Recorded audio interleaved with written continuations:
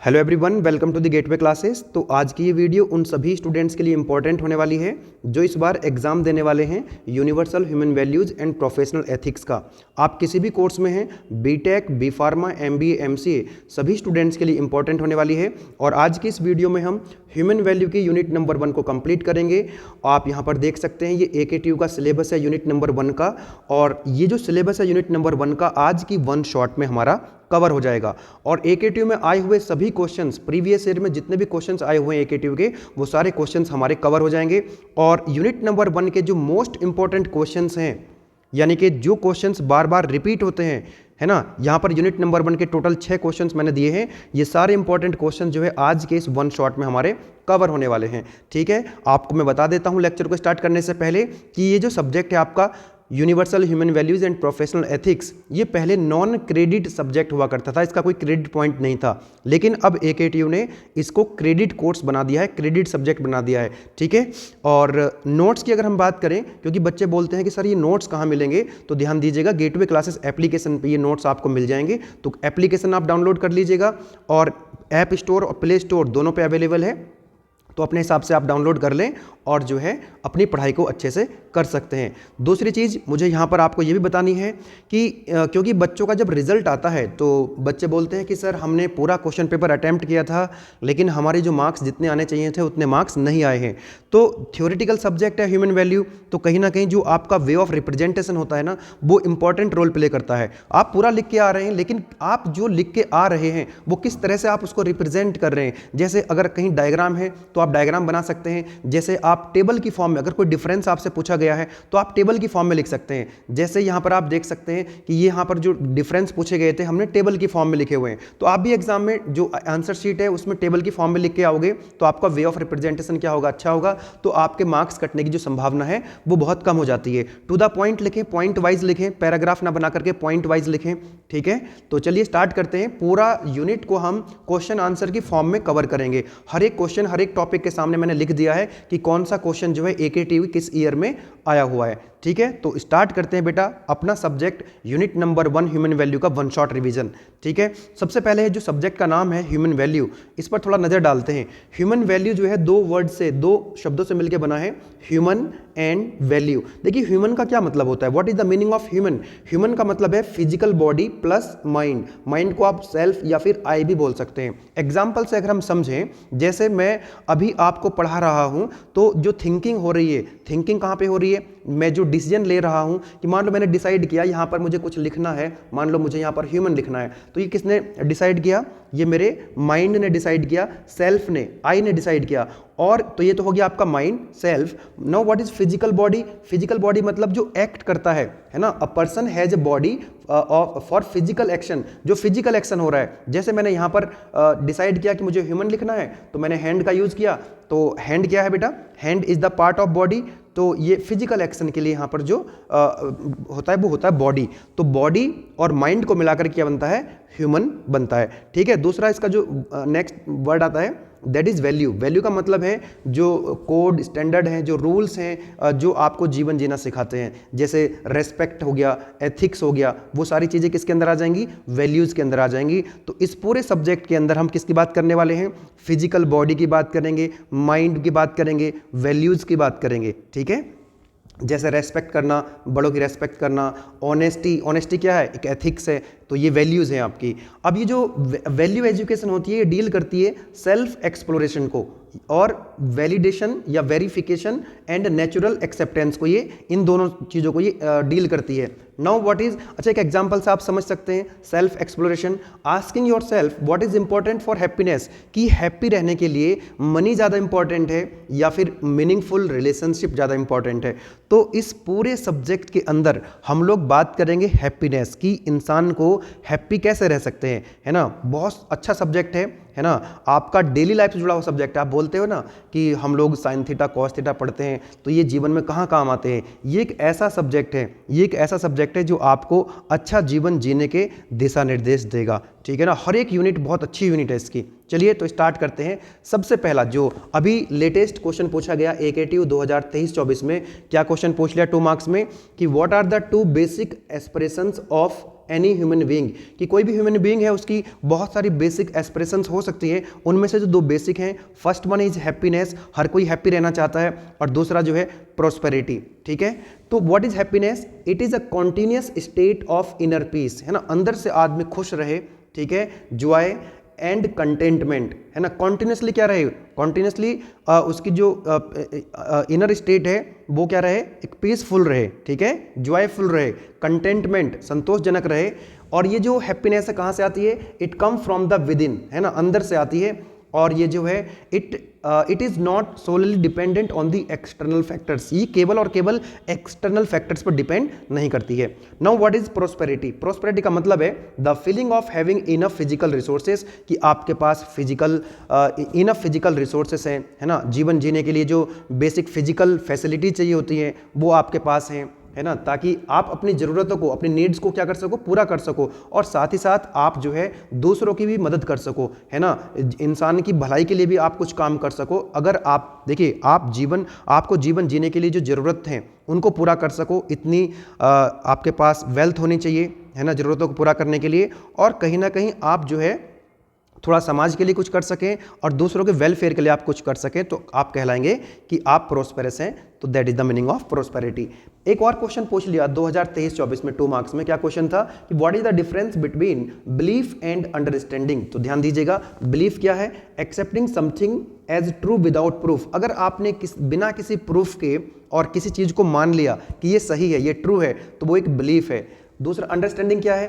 Knowing something through a logic and scientific evidence. अगर आप उसके पीछे कोई साइंटिफिक रीजन है, कोई लॉजिक है, कोई रीजनिंग है ना, तब आप उस चीज को मान रहे हो, तो वो क्या है? एक अंडरस्टैंडिंग है ना।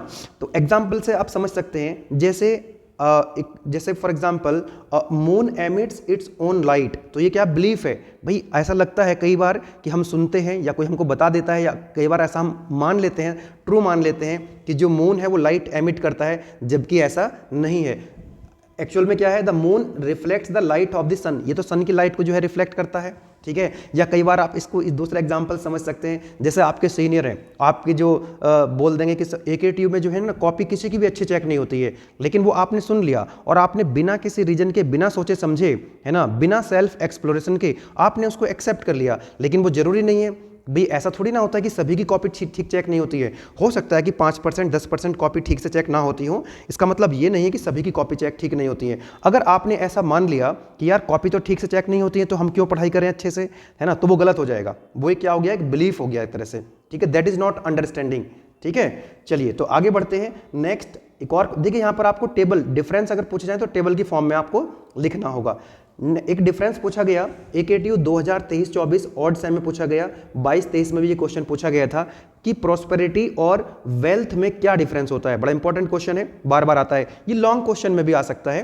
ठीक है, चलिएगा तो सबसे पहले देखते हैं प्रोस्पेरिटी, जो मैंने अभी बताया था, state of having enough physical resources, कि आपके पास फिजिकल रिसोर्सेज हैं along with inner satisfaction and wellbeing, मतलब आपके पास फिजिकल रिसोर्सेज भी हैं और आप हैप्पी भी हैं, अंदर से खुश हैं, आपका जो इनर सेटिस्फैक्शन है वो भी आपके पास है। वेल्थ का क्या मतलब है? It is the accumulation of material assets, money and property. आपके पास प्रॉपर्टी है ना, बहुत सारे प्लॉट्स हैं आपके पास, बड़ा सा घर है आपके पास कार है, आपके पास बहुत सारे मटेरियल एसेट्स हैं, तो वेल्थ तो है, लेकिन जरूरी नहीं है कि आप अंदर से खुश हैं, खुश हो भी सकते हैं। देखिए, आपके पास बहुत पैसा है ना, आपके पास बहुत ज़्यादा धन है, आप खुश रह भी सकते हैं और नहीं भी रह सकते हैं। ठीक है, जरूरी नहीं कि आपके पास प्रोस्पेरिटी भी हो। प्रोस्पेरिटी का मतलब है कि आपके पास, आपको जीवन जीने के लिए उतना है आपके पास कि आप जो है अपनी नीड्स को पूरा कर सकें और थोड़ा सा दूसरों के वेलफेयर के लिए भी कुछ कर सकें, तो आप प्रोस्पेरस हैं। ठीक है, इसका नेचर कैसा होता है प्रोस्पेरिटी का? ये हॉलिस्टिकल होता है ना, हॉलिस्टिक होता है। इसमें क्या है कि it include the financial stability, थोड़ा फाइनेंशियल स्टेबिलिटी भी होती है, इमोशनल स्टेबिलिटी होती है एंड सोशल वेलबींग, आप समाज के लिए भी कुछ कर रहे होते हैं। जबकि वेल्थ का जो नेचर होता है ये मेटेरियलिस्टिक होता है, ये मनी पर फोकस है, इनका एसेट्स पर फोकस है ना, 3 प्लॉट खरीद रखे हैं, एक आध प्लॉट और हो जाए, है ना, वो सारी चीज़ें वेल्थ होती है। नाउ सस्टेनेबिलिटी की अगर हम बात करें तो can be sustained through ethical and balanced living, है ना, क्योंकि यहाँ पर एथिक्स की बात होती है, जो प्रॉस्पेरिटी है यहाँ पर एथिक्स की बात होती है, तो ये सस्टेन कर सकता है लंबे समय के लिए। जबकि जो वेल्थ है ये can be temporary if not manage properly, अगर वेल्थ को ठीक से मैनेज नहीं किया गया तो हो सकता है कि ये जो है ये मतलब शॉर्ट पीरियड के लिए होता है। नाउ द डिपेंडेंसी, प्रॉस्पेरिटी की जो डिपेंडेंसी है based on the right utilisation of resources और फॉर फुलफिलिंग द लाइफ को फुलफिल करने के लिए आपके पास जो रिसोर्सेज हैं उनको राइट यूटिलाइजेशन करना है उनका। जबकि वेल्थ में क्या होता है, dependency focus mainly on the accumulation without considering the well being, इनको फर्क नहीं पड़ता है, मतलब जो वेल्थ है केवल आपको रुपया धन इकट्ठा करना है ना, वेल बीइंग के लिए, समाज सुधार के लिए कोई काम नहीं करना है। हैप्पीनेस का अगर हम देखें प्रॉस्पेरिटी के लिए leads to long term contentment and harmony. Harmony का मतलब होता है कि आप जो है मिलजुल के रहें, आप सौहार्द के साथ रहें, है ना, अपने जो फैमिली के साथ अच्छे से रहें, समाज के साथ अच्छे से रहें, है ना, जो आपका एनवायरनमेंट है, जो नेचर है उसके साथ अच्छे से रहें, ठीक है, एक बैलेंस जीवन आप जिए। तो ये जो प्रॉस्पेरिटी होती है तो ये हैप्पीनेस को क्या करती है, हार्मनी को लीड करती है। जबकि जो वेल्थ है मे और may not lead to happiness, ये जो वेल्थ है ये जो हार्मनी है उसको लीड भी कर सकती है और नहीं भी कर सकती है, दोनों केसेस इसके अंदर हो सकते हैं। अगर प्रॉस्पेरिटी है तो इसका मतलब वहाँ पर हैप्पीनेस है, वो हार्मनी को लीड कर रही है, ठीक है। और जो वेल्थ है तो ये अगर हार्मनी को लीड नहीं करेगी तो पैसा, धन, सब कुछ होते हुए भी स्ट्रेस आ जाती है। एग्जाम्पल की अगर हम बात करें, है ना, प्रॉस्पेरिटी, अगर कोई फैमिली है, फैमिली विद इनफ रिसोर्सेस, एक ऐसी फैमिली है जिसके पास इनफ रिसोर्सेस है ना, और उसके पास स्ट्रॉन्ग रिलेशनशिप है उसकी अपने दोस्तों से, है ना, क्लासमेट से, फैमिली से, समाज, सोसाइटी में सबसे अच्छी बनती है, उनका जो है ना पीस ऑफ माइंड है उनके पास, तो ये प्रॉस्पेरिटी है। अब दूसरा वेल्थ का एग्जांपल आप ले सकते हैं कि ऐसा इंसान, ये कोई ऐसी फैमिली जिसके पास वेल्थ तो बहुत है, धन संपत्ति तो बहुत है, लेकिन उसके पास मेंटल पीस नहीं है, उसके पास जो है स्ट्रॉन्ग रिलेशनशिप नहीं है। तो इस तरह से आप जो है 2 मार्क्स में अगर क्वेश्चन आएगा तो 2-3 पॉइंट लिख दीजिएगा। अगर प्रॉस्पेरिटी और वेल्थ जो है लॉन्ग क्वेश्चन अगर आता है तो इन्हीं पॉइंट्स को और ज़्यादा इलेबोरेट करके आप लिख सकते हैं, क्योंकि इतना तो आपको अनुभव हो गया होगा, एक्सपीरियंस हो गया होगा कि आंसर शीट को जो है किस तरह से आपको लिख के आना है। देखिए ब्लू और ब्लैक, कम से कम 2 पेन का आप यूटिलाइज जरूर करें। आपका जो वे ऑफ रिप्रेजेंटेशन है, देखिए मार्क्स तभी अच्छे आएंगे जब आपका वे ऑफ रिप्रेजेंटेशन अच्छा होगा। बाकी की आगे की वीडियो अगर आपको चाहिए तो आप लोग मुझे कॉमेंट करके बता सकते हैं, ठीक है। आप लोग अपना फीडबैक कॉमेंट बॉक्स में जरूर लिखिएगा। Now what is the difference between happiness and excitement, happiness और एक्साइटमेंट में क्या डिफरेंस होता है। देखिए हैप्पीनेस का क्या मतलब है, it is the continuous and stable state of inner peace and contentment, है ना, आपका जो अंदर से संतोषजनक आपका जीवन है ना, एक इनर पीस है आपके अंदर से, तो वो क्या बताता है कि आप जो है हैप्पी हैं, ठीक है। एक्साइटमेंट का मतलब क्या होता है, a temporary intense a feeling of joy, है ना। जैसे फॉर एग्जांपल एक्साइटमेंट का एग्जांपल आप ऐसे ले सकते हैं, मान लीजिए अभी आपका AKTU का रिजल्ट डिक्लेयर हुआ और आपके जो है 90% मार्क्स आ गए और आप जो है एकदम मौज मस्ती, एकदम एक्साइटमेंट आ गया आपके अंदर, है ना, आपने डांस करना स्टार्ट कर दिया और पता लगा कि थोड़ी देर के बाद में आपके दोस्त ने आपको अपना रिजल्ट बताया, उसका जो रिजल्ट है वो आया है 96%, है ना। तो हो सकता है कि आपका जो एक्साइटमेंट है वो 1 मिनट के अंदर खत्म हो जाए, है ना। सबके साथ ऐसा नहीं होता है, डिपेंड करता है, ठीक है ना। तो जैसे वो आपने 3 इडियट वाला डायलॉग सुना होगा ना, वो मूवी अगर देखी होगी कि भाई अगर हम जो है फेल हो जाए तो कोई दिक्कत नहीं, अगर हमारा दोस्त जो है अगर टॉप कर जाए तो ज़्यादा दुख होता है, ठीक है। तो ये जो है आपका एक्साइटमेंट एक टेम्परेरी होता है, ये क्या होता है, टेम्परेरी। जबकि हैप्पीनेस क्या है, ये कॉन्टीन्यूस है, ये क्या है, कॉन्टीन्यूस है। एक्साइटमेंट क्या है, टेम्परेरी है ना, कुछ क्षणों के लिए हो गया, कुछ समय के लिए हो गया, है ना। चलिएगा, कारण क्या है इसका हैप्पीनेस का, it comes from the harmony within one self, है ना, अपने अंदर से आता है। रिलेशनशिप, अच्छी रिलेशनशिप अगर आपकी है, दोस्तों के साथ अच्छी बनती है और आपकी जो है फैमिली मेम्बर से अच्छी बनती है, सोसाइटी में अच्छी बनती है, आपकी अच्छी अंडरस्टैंडिंग है, आपकी समझ अच्छी है ना, आपकी समझने की शक्ति अगर अच्छी है तो आप हैप्पी रहेंगे। और जो एक्साइटमेंट होता है ट्रिगर्ड बाय एक्सटर्नल इवेंट, कोई एक्सटर्नल इवेंट मतलब कुछ ऐसा हुआ सराउंडिंग में, एनवायरनमेंट में, तो आप जो है एकदम से क्या हो जाएंगे, एक्साइटमेंट हो जाएंगे। नेचर कैसा होता है हैप्पीनेस का, कॉन्टीन्यूस होता है, स्टेबल होता है, लॉन्ग लास्टिंग होता है। जबकि जो एक्साइटमेंट होता है ये शॉर्ट टर्म के लिए होता है, अनस्टेबल होता है, ठीक है। इफेक्ट ऑन माइंड, हैप्पीनेस का माइंड पे क्या इफेक्ट आता है, लीड टू कामनेस, कामनेस को लीड करता है, पीस को और सेटिस्फेक्शन मिलता है। दूसरा यहाँ पे जो एक्साइटमेंट की बात करें, क्रिएट्स हाई एनर्जी, ये कई बार क्या करता है ना, फॉर ए शॉर्ट टाइम ये हाई एनर्जी क्रिएट कर देता है और समटाइम्स रेस्टलेस। ठीक है, एग्जाम्पल के तौर पे एक और एग्जाम्पल ले सकते हैं। एक तो मैंने आपको बताया कि भाई आपका रिजल्ट बहुत अच्छा आया, आपके दोस्त का आपसे भी अच्छा आ गया, तो है ना, तो वहाँ पर आपका जो है एक्साइटमेंट थोड़ा कम हो जाता है। नाउ एक और example, feeling fulfilled after helping someone, जैसे आपने क्या करा कि दूसरों की मान लीजिए आपने हेल्प कर दी, तो आपको अंदर से ही जो है खुशी मिलेगी। या फिर ऐसे एक व्यक्ति को जिसको आप बहुत चाहते हैं, उसके साथ आप क्वालिटी टाइम बिता रहे हैं, तो आपको जो है आप हैप्पी रहेंगे, आप खुश रहेंगे। दूसरा जो एक्साइटमेंट का एग्जाम्पल आप ले सकते हैं, अ feeling of winning of A competition, आपने कोई कॉम्पिटिशन जीत लिया तो आप क्या हो गए, एक्साइट हो गए, लेकिन कुछ समय के बाद क्या होगा, वो एक्साइटमेंट आपका कम हो जाएगा, है कि नहीं। चलिए आगे बढ़ते हैं। नेक्स्ट जो आपका क्वेश्चन है, list the two instances of conflicts when our activities are not guided by our natural acceptance. Natural acceptance आएगा अभी बाद में, भी क्वेश्चन अलग से भी मिलेगा इसका आपको, तो ध्यान से देखिएगा।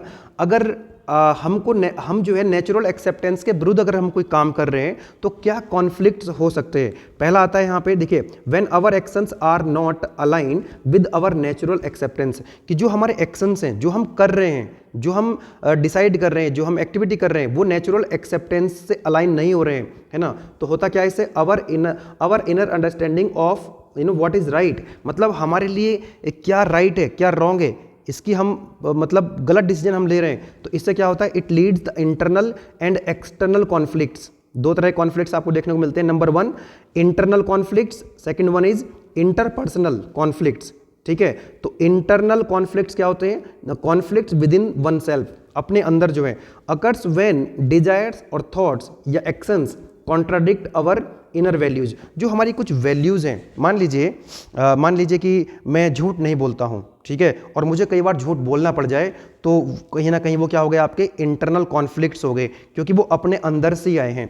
जैसे for example, student know the honesty is right path, student जानता है कि ऑनेस्टी जो है वो राइट पाथ है, और जो राइट पाथ है इसका मतलब क्या है, नेचुरल एक्सेप्टेंस है। भाई आप सभी जानते हैं वो सबके लिए सेम ही होगा ना। नेचुरल एक्सेप्टेंस का मतलब होता है कि जो सबके लिए सेम हो, जैसे ऑनेस्टी है, ईमानदारी है, तो सबके लिए सेम है, यस और नो। तो स्टूडेंट जानता है कि ऑनेस्टी जो है वो राइट पाथ है, लेकिन कई बार वो एग्जाम में चीटिंग कर लेता है, ताकि वो फेल ना हो जाए, जिसकी वजह से बाद में उसको गिल्टी फील होती है। तो ये तो खुद ही कर रहा है ना, उसके अंदर से ऐसा आ रहा है, वो खुद ही डिसाइड कर रहा है। तो ये हो गए आपके internal conflicts within one self. जैसे आप कई बार कुछ पर्ची ले जाते हैं, फिर आपका यूएफएम बन जाता है, फिर आपका जब रिजल्ट आता है तो उसमें यूएफएम स्टेटस शो हो रहा होता है ना, आप बड़े परेशान होते हैं। तो इस तरह की कोई भी एक्टिविटी आपको नहीं करनी है। इंटरपर्सनल का मतलब है कि कॉन्फ्लिक्ट विद अदर्स, कि आपके जो कॉन्फ्लिक्ट्स हैं, जो डिस्प्यूट्स हैं, वो किसी दूसरे से हो रहे हैं। It happens when actions driven by external influence और self centered motives go against mutual harmony.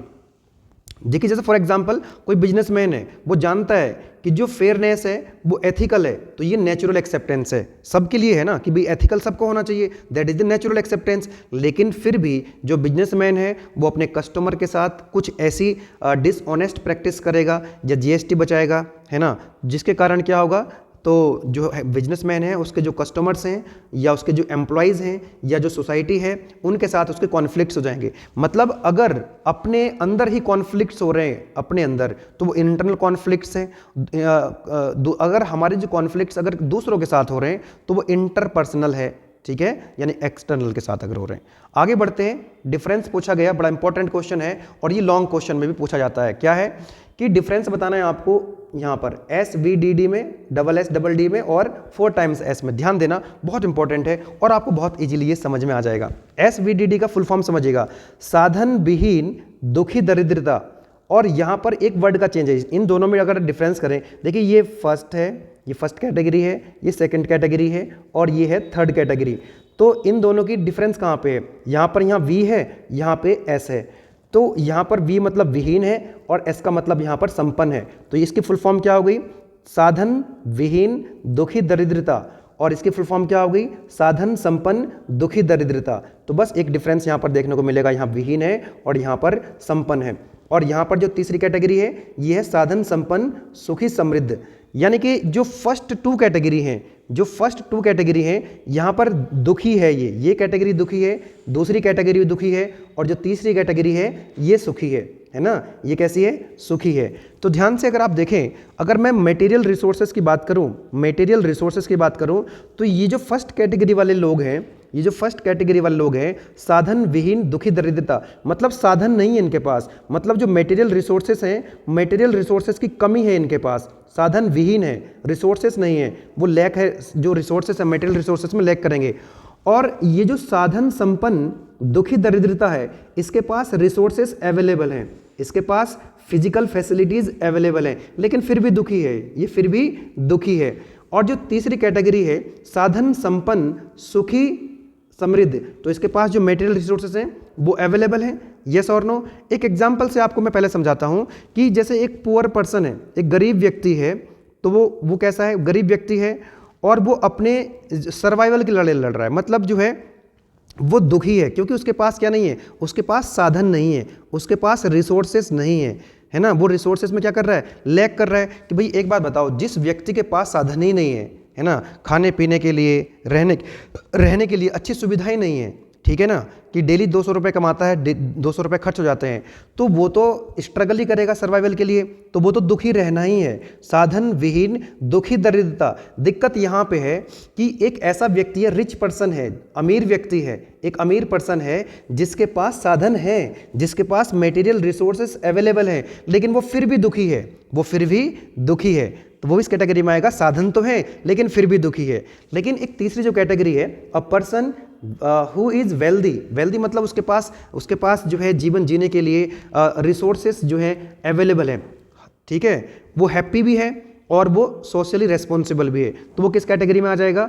इस वाली कैटेगरी में आ जाएगा, साधन संपन्न सुखी समृद्ध। साधन भी है उसके पास, संपन्न भी है, सुखी भी है, समृद्ध भी है, ठीक है। तो हर कोई जो है वो किस कैटेगरी में आना चाहेगा? फर्स्ट, सेकंड या थर्ड, हर कोई जो है इस कैटेगरी में आना चाहता है। लेकिन अगर आप ध्यान से ऑब्जर्व करें तो मोस्ट ऑफ द पीपल जिनको आप फाइंड आउट करेंगे अपने आसपास, या तो वो फर्स्ट कैटेगरी में आ रहे होंगे या वो सेकंड कैटेगरी में आ रहे होंगे, है ना, क्योंकि दोनों ही दुखी हैं, दोनों ही क्या है? दुखी हैं, ठीक है। तो हमने मटेरियल रिसोर्सेज की अगर बात करी तो मटेरियल रिसोर्सेज जो है वो जो आपका साधन विहीन दुखी दरिद्र है, इनके पास रिसोर्सेस नहीं है, बाकी जो है इनके पास रिसोर्सेस हैं और इसके पास भी रिसोर्सेस हैं। बाकी इमोशनल हैप्पीनेस की अगर हम बात करें, डिफरेंस तो यहाँ पे है ना, इमोशनल हैप्पीनेस जो है वो साधन विहीन दुखी दरिद्रता के लैक कर रहा है, यहाँ पर नहीं है, और ये जो हैप्पीनेस है ये इसके पास भी नहीं है, तभी तो ये दुखी है। साधन तो है इसके पास, अवेलेबल है, रिसोर्सेज तो अवेलेबल हैं, लेकिन फिर भी दुखी है क्योंकि इसके पास क्या नहीं है? इमोशनल हैप्पीनेस नहीं है। जबकि जो इमोशनल हैप्पीनेस है ये इसके पास अवेलेबल है, यानी इसके पास रिसोर्सेज भी अवेलेबल है, इसके पास जो है इमोशनल हैप्पीनेस भी अवेलेबल है। सोशल इकोनॉमिक प्रोस्पेरिटी ये इसके पास तो नहीं है, क्योंकि प्रोस्पेरिटी तो तब आएगी ना जब इसके पास जीवन जीने के लिए रिसोर्सेज अवेलेबल हो। इसके पास रिसोर्सेज नहीं है, इसके पास क्या है? लैकिंग डिस्पाइट वेल्थ, वेल्थ के अलावा ये डिस्पाइट मतलब लैक करेगा, जबकि ये इसके पास प्रेजेंट है। तो ये जो थर्ड कैटेगरी है ये जो है भाई साहब, इसके ये खुश भी है ना, हैप्पीनेस भी इसके अंदर है, रिसोर्स भी इसके पास है, प्रोस्पेरस भी इसके पास है, तो ये हर तरीके से खुश है। तो आप किस कैटेगरी में आना चाहोगे जीवन में? आप कैसा जीवन जीना चाहोगे? आप चाहोगे आप साधन संपन्न सुखी समृद्ध रहें। तो इनकी फुल फॉर्म भी कई बार तो वो इनकी फुल फॉर्म जो है पूछ लेता है कि इनकी फुल फॉर्म बताओ और इनमें जो है डिफरेंस बताओ, ठीक है ना, कोई दिक्कत नहीं है, बात समझ में आ गई है। एक है साधन विहीन दुखी दरिद्रता, दूसरा साधन संपन्न दुखी दरिद्रता है, और तीसरा साधन संपन्न सुखी समृद्ध। तो थर्ड वाली कैटेगरी में आना चाहते हैं, लेकिन बहुत बैलेंस वे में आपको अपना जीवन जीना पड़ेगा, तब जाकर के आप इसमें, मतलब आपको क्या करना है? आपको हैप्पी भी रहना है, खुश रहना है, इनर पीस भी आपके अंदर होनी चाहिए, और आप जो आपकी जो नीड है उसको पूरा करने के लिए आपके पास उतनी जो है संपत्ति, उतना जो है सैलरी, उतना जो है आपके पास कमाई होनी चाहिए, ठीक है। चलिएगा, और साथ ही साथ दूसरों की मदद करने के लिए भी आप इतने संपन्न रहें कि थोड़ा बहुत आप दूसरों के वेलफेयर के लिए भी काम कर सकें, तब आप तीसरी कैटेगरी में आओगे। नेक्स्ट जो क्वेश्चन है लॉन्ग क्वेश्चन है, क्या कह रहा है क्वेश्चन के अंदर, what do you mean by values और ह्यूमन वैल्यूज। देखिए वैल्यू या ह्यूमन वैल्यू एक ही बात है, वैल्यू या फिर ह्यूमन वैल्यू से क्या मतलब आपका है। And what are the fundamental values of human beings, human being की जो फंडामेंटल वैल्यूज है वो क्या है। And right the 2 factors of human value, human value के 2 आपको फैक्टर भी लिखने के लिए बोला गया। AKTU 2015-16 में क्वेश्चन पूछा गया, समझिएगा। सो वैल्यूज और human values are the principles और standard of behaviour that guide individuals in making decisions and living a meaningful life। Human values वो प्रिंसिपल्स हैं, वो स्टैंडर्ड्स हैं आपके जो बिहेवियर को बदलते हैं, आपको गाइड करते हैं, है ना, जो व्यक्तियों को गाइड करते हैं ताकि वो एक अच्छा डिसीजन ले सके और एक मीनिंगफुल लाइफ जी सकें, एक मीनिंगफुल लाइफ जी सकें। और ह्यूमन वैल्यूज के अंदर क्या क्या आता है, दीज ह्यूमन वैल्यूज या these values includes the qualities like honesty, honesty होनी चाहिए आपके अंदर, रेस्पेक्ट, आप एक दूसरे की रेस्पेक्ट करें, एम्पैथी होनी चाहिए, काइंडनेस होनी चाहिए, which help in personal and societal wellbeing. तो ये क्या करें, अगर आपके अंदर वैल्यूज हैं, ह्यूमन वैल्यूज अगर आपके अंदर हैं तो ये पर्सनल ग्रोथ में और कहीं ना कहीं समाज के वेलफेयर में काम आती हैं, ये हेल्प करती है ह्यूमन वैल्यूज।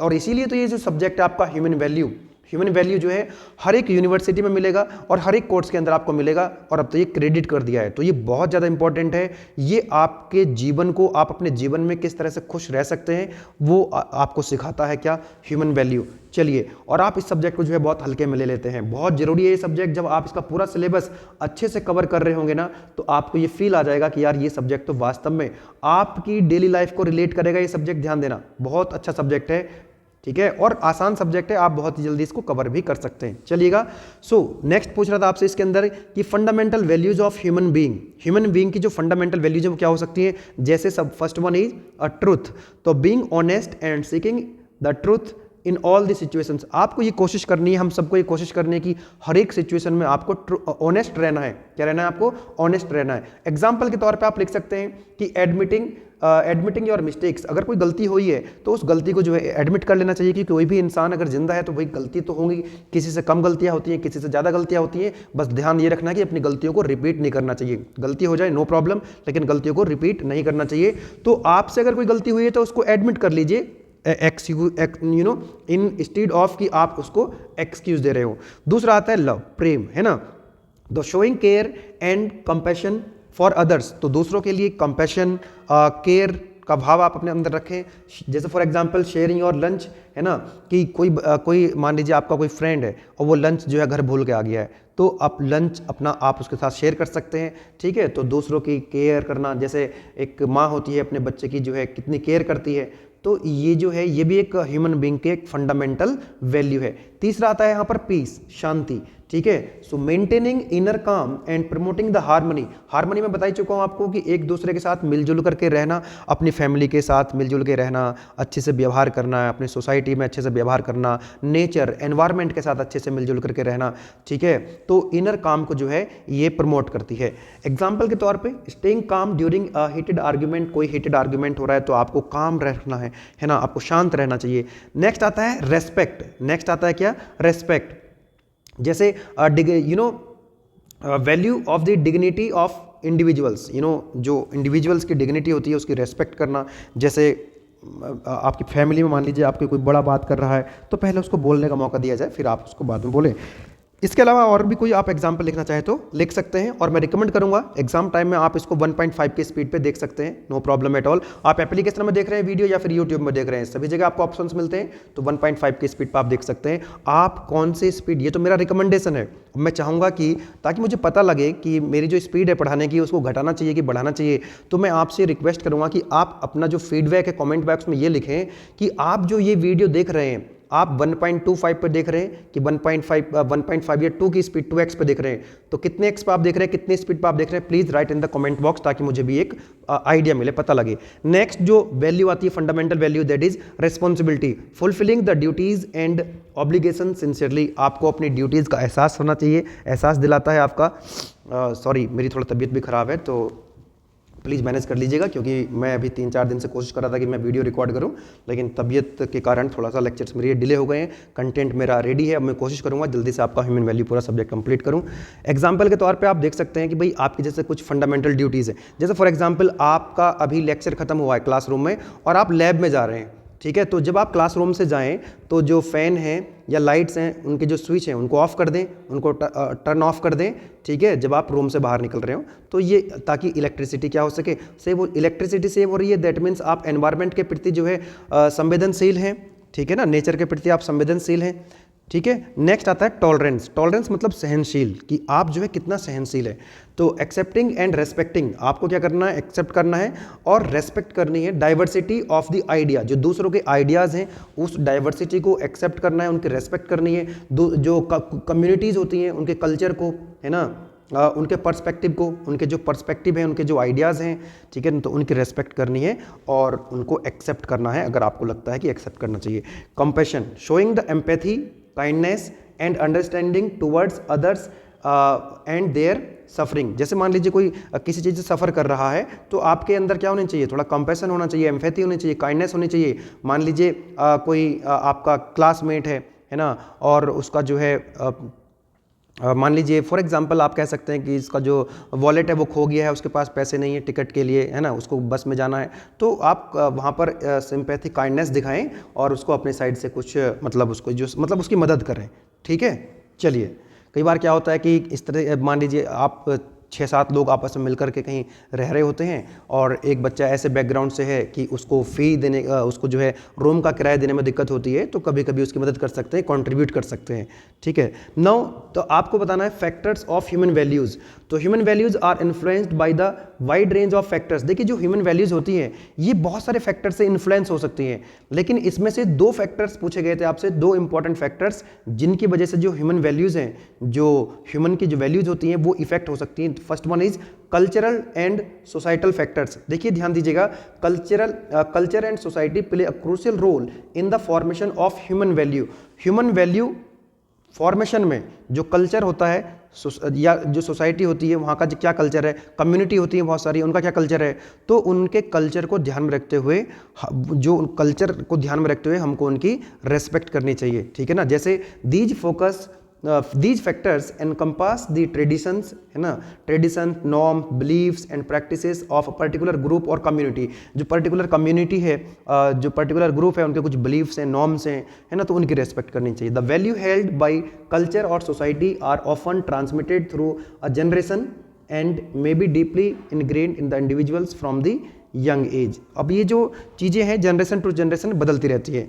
नेक्स्ट आता है आपका personal factors and experience. An individual, जो इंडिविजुअल का जो पर्सनल फैक्टर्स होते हैं वो भी जो वैल्यूज़ को है इफेक्ट करते हैं, अफेक्ट करते हैं, ठीक है ना, इन्फ्लुएंस करते हैं उसको। Such as upbringing, education, family का जो बैकग्राउंड होता है ना, हर कोई व्यक्ति का अपना फैमिली का एक अलग बैकग्राउंड होता है, तो कहीं ना कहीं वो भी जो है ह्यूमन वैल्यूज़ को, है ना, वैल्यूज़ को क्या करता है, इफेक्ट करता है, उनको इन्फ्लुएंस करता है, ठीक है ना। जैसे personal values can be influenced by the values instilled by the parents. ऐसी बहुत सारी वैल्यूज़ होती हैं जो पेरेंट्स के द्वारा इंस्टिल कर दी जाती हैं बच्चों के अंदर, है ना, गार्जियंस के द्वारा, मेंटर्स के द्वारा, आपके टीचर्स के द्वारा, कि कहीं ना कहीं जिसके भी आप कांटेक्ट में हैं, आपके दोस्त हो सकते हैं, टीचर्स हो सकते हैं, आपके पेरेंट्स हो सकते हैं, तो कहीं ना कहीं उन्हीं के माध्यम से, जिनके साथ आप रहते हैं, तो उन्हीं के माध्यम से कुछ चीज़ें जो है आपके अंदर इंस्टिल हो जाती हैं, ठीक है ना। चलिएगा, अब नेक्स्ट जो क्वेश्चन है हमारा, that is a very important question. What do you mean by value education? Value education से आप क्या समझते हैं, and why there is a need of value education in your life? ये जो वैल्यू एजुकेशन का क्वेश्चन है, ये अलग अलग ईयर्स में अलग अलग लैंग्वेज में पूछ लिया जाता है। जैसे अब यही क्वेश्चन अलग तरीके से पूछ लिया कि what is value education and why it is important to professional education, कि जो आपकी प्रोफेशनल एजुकेशन है, जैसे आप बीटेक कर रहे हैं, एमबीए कर रहे हैं, एमसीए कर रहे हैं, बी फार्मा कर रहे हैं, तो ये जो प्रोफेशनल एजुकेशन है इसमें क्या इंपॉर्टेंस है वैल्यू एजुकेशन की, ठीक है। आगे एक क्वेश्चन ये भी आएगा, जो स्किल डेवलपमेंट है और जो वैल्यू एजुकेशन है उसमें क्या डिफरेंस होता है, तो उसको भी बहुत अच्छे से समझेंगे हम लोग। इसी क्वेश्चन को अलग तरीके से पूछ लेता है कि write a short notes on the need of value education in today's scenario ना, what is the value education, why there is a need of value education. तो एक ही क्वेश्चन को ये अलग अलग तरीके से पूछता है, ठीक है। चलिए देखते हैं वैल्यू एजुकेशन के बारे में। देखिएगा, so value education is a process of imparting moral, ethical and cultural values to individuals, helping them develop a strong character, make ethical decisions and contribute positively to the society. देखिए, value education वो process है जो व्यक्तियों में क्या करता है, एक मोरल, एथिकल और कल्चरल वैल्यूज को देता है, जो कि जिससे हेल्प मिलती है। क्या हेल्प मिलती है कि वो एक स्ट्रॉन्ग करेक्टर को डेवलप करने में हेल्प मिलती है, एथिकल डिसीजन लेने में हेल्प मिलती है, और एक वो सोसाइटी के लिए एक पॉजिटिवली क्या कर सकता है, कंट्रीब्यूट कर सकते हैं। What is the importance of value education? Value education की इंपॉर्टेंस क्या है कि value education help us to explore our inner happiness. जो हमारी अंदर की खुशी है, आंतरिक खुशी जो है, उसको एक्सप्लोर करने में हेल्प मिलती है।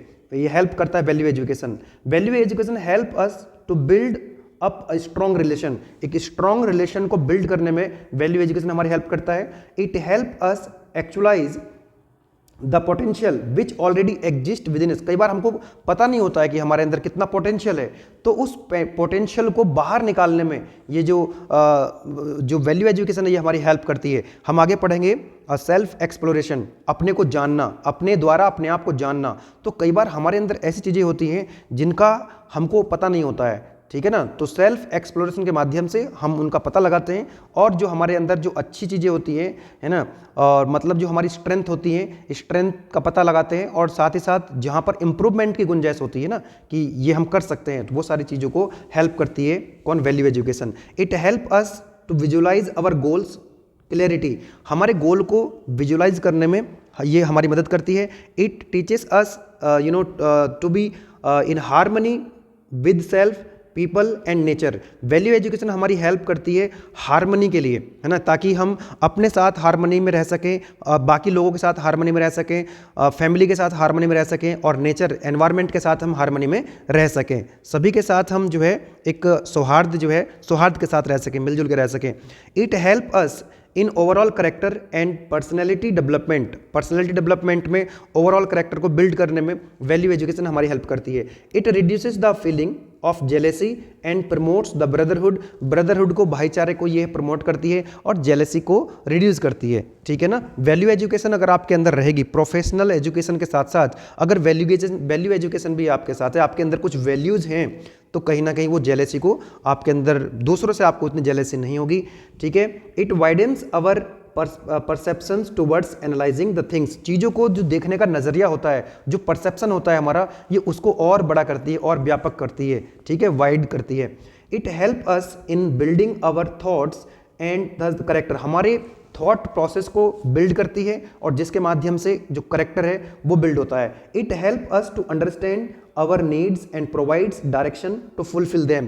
कि हमारी नीड्स क्या हैं, उनको समझने में वैल्यू एजुकेशन हमारी हेल्प करती है। और जब हम अपनी नीड्स को समझ जाते हैं, तो उन नीड्स को डायरेक्शन देने में, उन नीड्स को हम कैसे पूरा करें, तो एक डायरेक्शन देने में भी हमको ये वैल्यू एजुकेशन हमारी हेल्प करती है। नेक्स्ट, नीड और ऑब्जेक्टिव ऑफ वैल्यू एजुकेशन, है ना, नीड और ऑब्जेक्टिव ऑफ वैल्यू एजुकेशन। ध्यान दीजिएगा कि value education is essential for various reasons. ये कई रीजन्स, ऐसे कई रीजन्स हैं जिसके लिए बहुत जरूरी है value education. It serve as a wide range of needs in society. Society के लिए बहुत जरूरी है, एजुकेशनल इंस्टीट्यूशंस के लिए जरूरी है, इंडिविजुअल्स के लिए बहुत जरूरी है। तो इसमें वन बाय वन देख लेते हैं। First one is moral and ethical development. Value education से क्या होता है कि एक मोरल डेवलपमेंट होता है, एथिकल डेवलपमेंट होता है। Value education help us individuals develop a strong moral and ethical foundation. एक तरह से ये समझ लीजिए कि वैल्यू एजुकेशन हमारे लिए एक एथिकल फाउंडेशन का काम करती है। It infuse the value such as honesty. Value education के माध्यम से ही क्या होती है, आदमी ऑनेस्ट रहने का प्रयास करता है। Integrity, empathy, responsibility which are crucial for personal character development, ठीक है ना, जो कि बहुत क्रूशियल है, इंपॉर्टेंट है पर्सनल करेक्टर डेवलपमेंट के लिए। Social harmony and tolerance. ये जो वैल्यू एजुकेशन है in in diverse and interconnected world. देखिए, जो हमारा डाइवर्सिटी है ना, जो वर्ल्ड है वो आपस में कनेक्टेड है। इंडिविजुअल फिर उसके बाद आपके जो फ्रेंड्स हो गए, फैमिली हो गई, फिर सोसाइटी हो गई और फिर नेचर हो गया। ये सब क्या है आपस में, क्या है कि सब आपस में कनेक्ट है। मैं आगे चल करके आपको बताऊंगा जो लास्ट क्वेश्चन है आज का, कि 4 लेवल्स होते हैं लिविंग के, living in myself, living in my family, है ना, living in society and living in nature. तो ये पूरा का पूरी दुनिया क्या है आपस में इंटरकनेक्टेड है, ठीक है। तो वैल्यू एजुकेशन प्रमोट्स टॉलरेंस, ये टॉलरेंस को प्रमोट करती है, मतलब टॉलरेंस मतलब होता है सहनशीलता, ठीक है ना। अंडरस्टैंडिंग को प्रमोट करती है, एक दूसरे को समझने में मदद करती है, एक दूसरे की रेस्पेक्ट करनी चाहिए, एक दूसरे के कल्चर को रेस्पेक्ट करनी चाहिए, एक दूसरे के रिलीजन की रेस्पेक्ट करनी चाहिए, है ना, एक दूसरे के पर्सपेक्टिव, दूसरों के जो विचार हैं उनकी रेस्पेक्ट करनी चाहिए। तो उन सब में हमारी जो है मदद करती है कौन, वैल्यू एजुकेशन, इसलिए जरूरी है। It contributes social harmony by reducing the, मतलब अगर आपने कोई चीज़ पहले से जज कर रखी है तो उसको रिड्यूस करके ये एक बहुत मतलब एक हेल्पफुल है value education in social harmony and tolerance में। Civil responsibility, value education gives a sense of civil responsibility and encourage individuals to actively participate in their communities, है ना, contributes to social welfare, address the societal issues and it creates the responsible and engage citizens. मतलब ये एहसास कराती है, ये आपको मतलब सिखाती है कि आपको जो है समाज के अंदर किस तरह से रहना है, आपको दूसरों के लिए किस तरह से काम करना चाहिए, है ना, जिससे आपको इनर पीस मिलती है ना। अलग अलग कम्युनिटी हैं, उनके लिए जो सोशल वेलफेयर है उसके लिए आपको काम करने के लिए मतलब जो है प्रमोट करती है, आपको एनकरेज करती है, एक आपको सिविल सिटीजन बनाती है, ठीक है। चलिए आगे बढ़ते हैं। नेक्स्ट आता है कॉन्फ्लिक्ट रिजोल्यूशन। कॉन्फ्लिक्ट रिजोल्यूशन है कि किसी से अगर आपके डिस्प्यूट्स हो गए हैं तो उसको उन डिस्प्यूट्स को किस तरह से आप जो है नॉन वायलेंट वे में किस तरह से उसको जो है उनसे बच सकते हो या उनको रिजॉल्व करने में मदद करती है। Critical thinking and decision making, ये क्रिटिकल थिंकिंग में आपकी मदद करती है कौन, value education. Value education enhance the critical thinking skills, जो क्रिटिकल थिंकिंग स्किल्स होती हैं उनको एनहांस करती है। And ability to make ethical decisions, और आप एथिकल डिसीजन लें उसमें हेल्प करती है। It encourage the individuals to consider the consequences of their action and choices, है ना, कि भाई जैसे फॉर एग्जांपल किसी इंडिविजुअल ने कोई एक्शन लिया, है ना, कोई फैसला लिया, कोई डिसीजन लिया, या उसकी कोई चॉइस है, तो उसको जो है उसके जो कॉन्सिक्वेंसेस हैं, भैया आपने कोई फैसला तो ले लिया, अब उसके कुछ कॉन्सिक्वेंसेस इस तरह के निकल के आ रहे हैं कि जो आपको जो कि एडवर्स इफेक्ट आ रहे हैं, एडवर्स कॉन्सिक्वेंसेस आ रहे हैं, तो उससे जो है किस तरह से उसको मतलब जो है बचना है, कैसे, तो उसमें भी ये जो है आपकी हेल्प करती है in critical thinking and decision making. Character building में हेल्प करती है and prevention of unethical behaviour, है ना। Value education can serve as a preventive measures against unethical behaviour, unethical behaviour से बचाती है, इंक्लूडिंग चीटिंग, चीटिंग कराने से आपको रोकेगी, झूठ बोलने से रोकेगी, है ना, किसी की बुलिंग करने से रोकेगी। It raise the awareness of the consequences of such behaviours and encourage the ethical alternatives, ठीक है। चलिए आगे बढ़ते हैं और नेक्स्ट जो क्वेश्चन है बेटा आपका कि what are the basic guidelines for value education. Value education के लिए कौन कौन सी बेसिक गाइडलाइंस हैं। Also explain the content and process of the value education. ध्यान देना कि ये भी इंपॉर्टेंट क्वेश्चन है, कई बार आया हुआ है एकेटिव एग्जाम में। Basic guidelines for value education, ठीक है। जैसे फर्स्ट वन आता है आपका universal and applicable to all. तो value should be universally acceptable and beneficial for all individuals and society, ना ऐसी जो देखिए बेसिक गाइडलाइंस के अंदर जो फर्स्ट वन है यूनिवर्सल, कि जो वैल्यू एजुकेशन है, जो वैल्यूज हैं वो यूनिवर्सल होनी चाहिए, सबके लिए एप्लीकेबल होनी चाहिए, है ना। ऐसा नहीं होना चाहिए कि कोई चीज़ आपके लिए तो बेनिफिशियल है, दूसरे के लिए वो उसका नुकसान हो रहा है।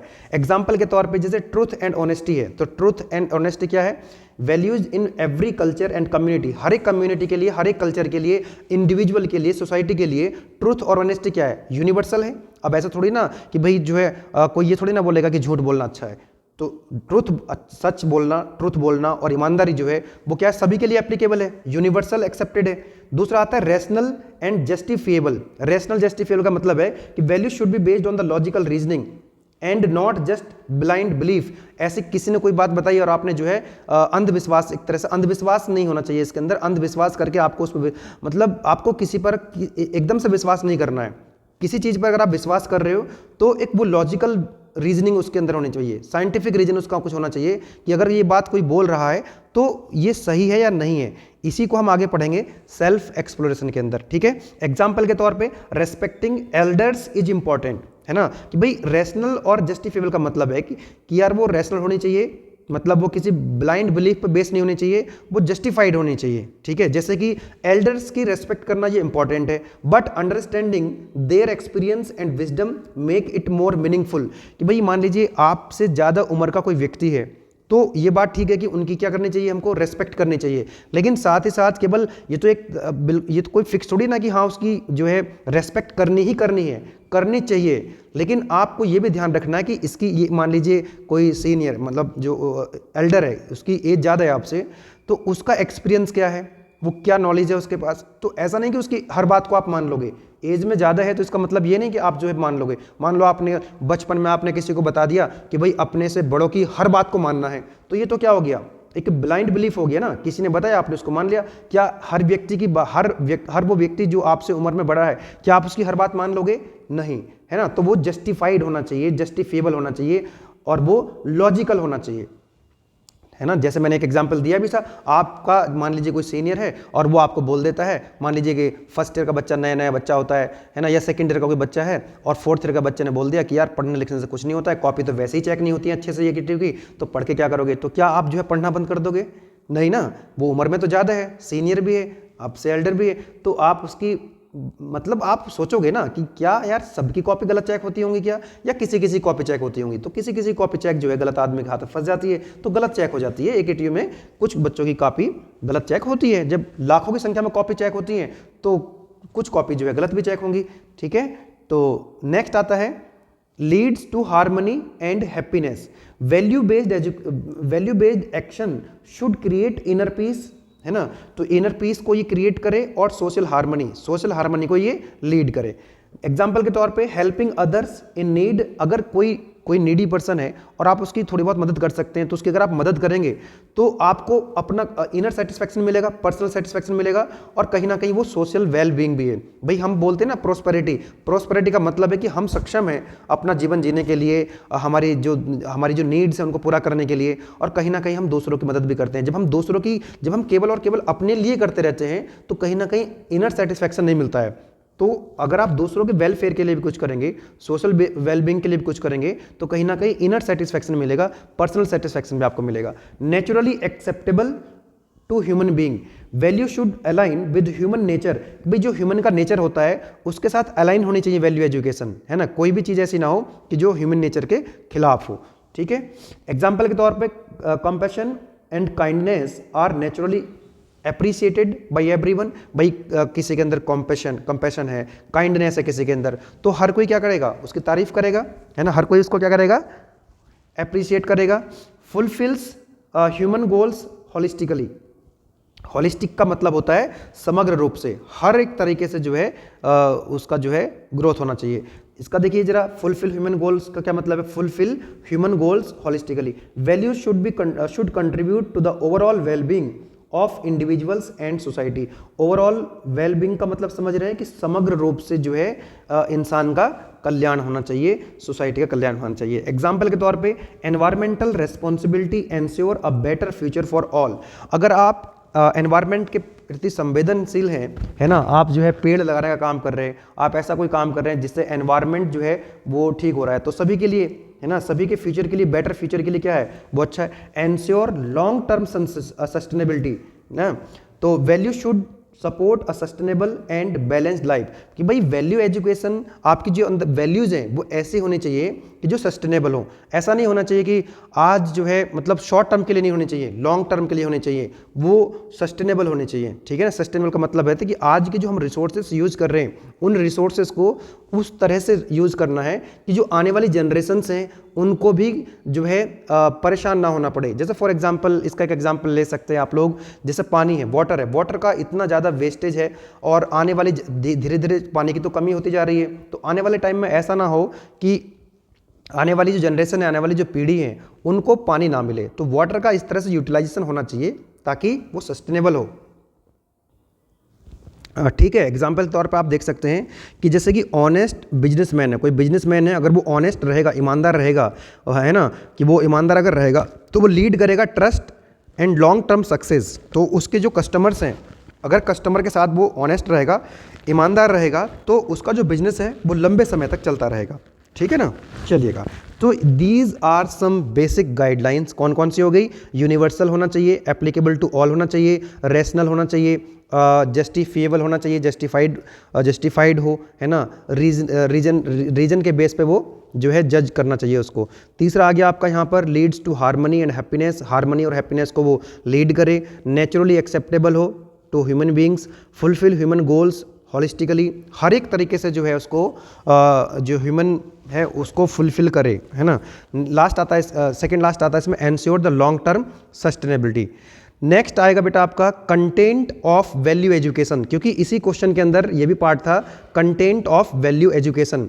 The content of value education must include, first one, you know, all dimensions and all levels. ध्यान दीजिएगा बेटा कि जो वैल्यू एजुकेशन है वो उसके अंदर क्या इंक्लूड होना चाहिए? थॉट, है ना, बिहेवियर, वर्क, रियलाइजेशन, और सब हर एक लेवल पे, इंडिविजुअल लेवल पे भी, family, society, nature and existence of human living. कहने का मतलब ये है कि जो वैल्यू एजुकेशन में हर किसी को इंक्लूड करना होगा, है ना, थॉट प्रोसेस को, बिहेवियर को, वर्क, रियलाइजेशन, और हर एक लेवल पे, चाहे वो इंडिविजुअल, फैमिली लेवल हो, सोसाइटल लेवल हो, नेचर, है ना।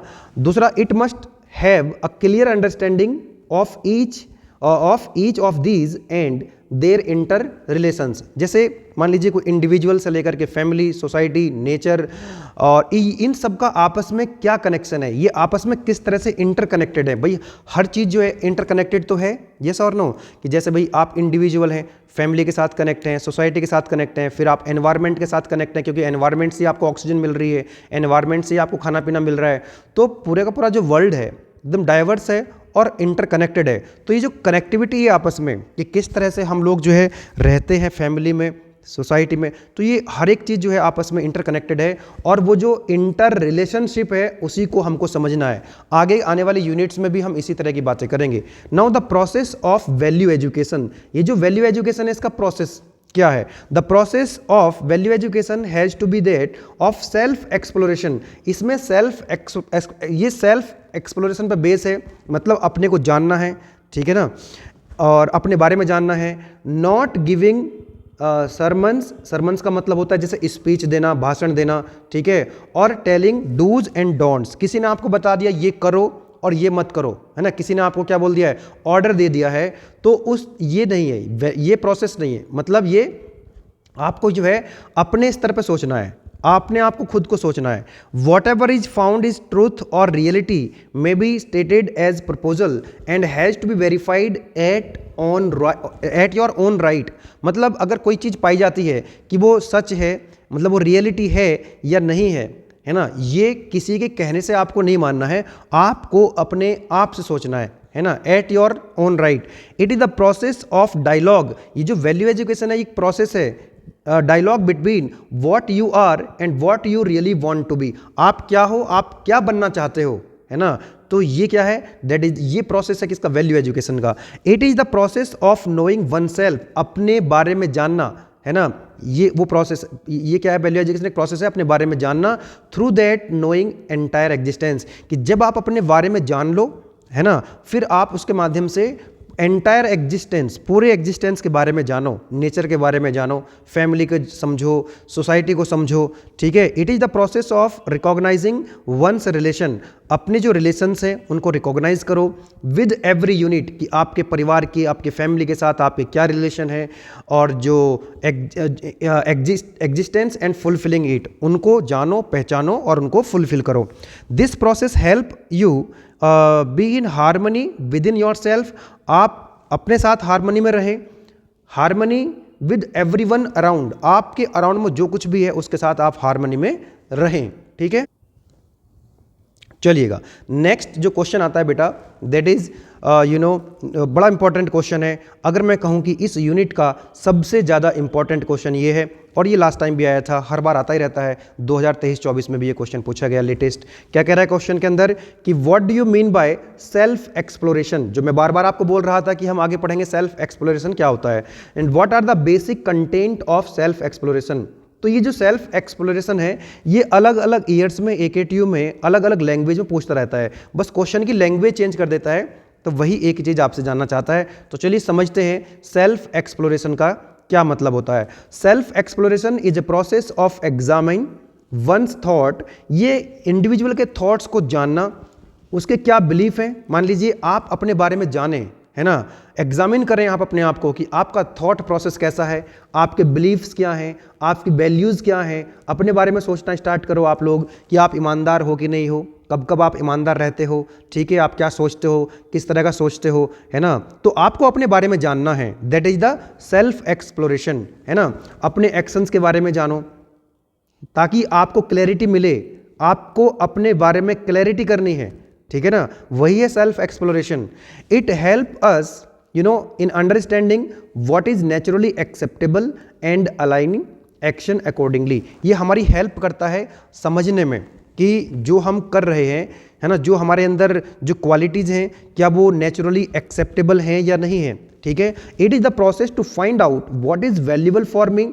ये जो सेल्फ एक्सप्लोरेशन है ये एक प्रोसेस है, ये फाइंड आउट करता है कि व्हाट इज़ वैल्यूएबल फॉर मी, कि मेरे लिए क्या वैल्यूएबल है ना, कि ये जो सामने चीज़ है ये मेरे लिए वैल्यूएबल है या नहीं है। By investigating within myself, आपको अपने अंदर झांकना है, अपने अंदर आपको इन्वेस्टिगेट करना है, अपने आप को इन्वेस्टिगेट करना है कि what is valuable for me, what is right for me, मेरे लिए क्या राइट है। ये जो चीज़ मेरे सामने वाला बोल रहा है क्या ये मेरे लिए ट्रू है, this is true for me, yes और नो, है ना। Has to be judged within myself, आपको अपने अंदर मतलब आपको सेल्फ अपने आप को एक्सप्लोर करना है, नाम से पता लग रहा है व्हाट इज सेल्फ एक्सप्लोरेशन, आपको अपने आप को क्या करना है, एक्सप्लोर करना है। और जब आप अपने आप को सेल्फ एक्सप्लोर करेंगे तो कहीं ना कहीं आप हर एक लेवल पे जो 4 लेवल ऑफ लिविंग्स हैं, living my self, living in my family, living my society, उन सब में आप अच्छा करेंगे। थ्रू सेल्फ एक्सप्लोरेशन के माध्यम से we get the value of our self, हमें अपनी वैल्यू पता लगती है। And we live with different, जैसे मैंने बताया आपको, आप अपनी फैमिली के साथ किस तरह से रहते हैं, फ्रेंड्स के साथ किस तरह से रहते हैं, एयर है, सांस ले रहे हो आप, सॉइल मिट्टी का यूज़ कर रहे हो, वाटर पी रहे हो, है ना, पेड़ों के साथ रह रहे हो आप लोग, और इन सब के साथ आपको एक अंडरस्टैंडिंग पता लगेगा, समझ में आएगी। And we want understand our relationship with all these, इन सभी के साथ, फैमिली के साथ, फ्रेंड्स के साथ, नेचर के साथ, इन सब के साथ एक अंडरस्टैंडिंग हमको जो है, क्या रिलेशन है, वो अंडरस्टैंडिंग हमको मिलती है। For this we need to start observing inside, इन सबको समझने के लिए हमको अपने को ऑब्जर्व करना स्टार्ट करना होगा। The main focus of self exploration is my self, आपको ह्यूमन बीइंग को अपने बारे में सोचना है, अपने बारे में जानना है। Now the basic content of self exploration के 2 बेसिक कंटेंट हैं।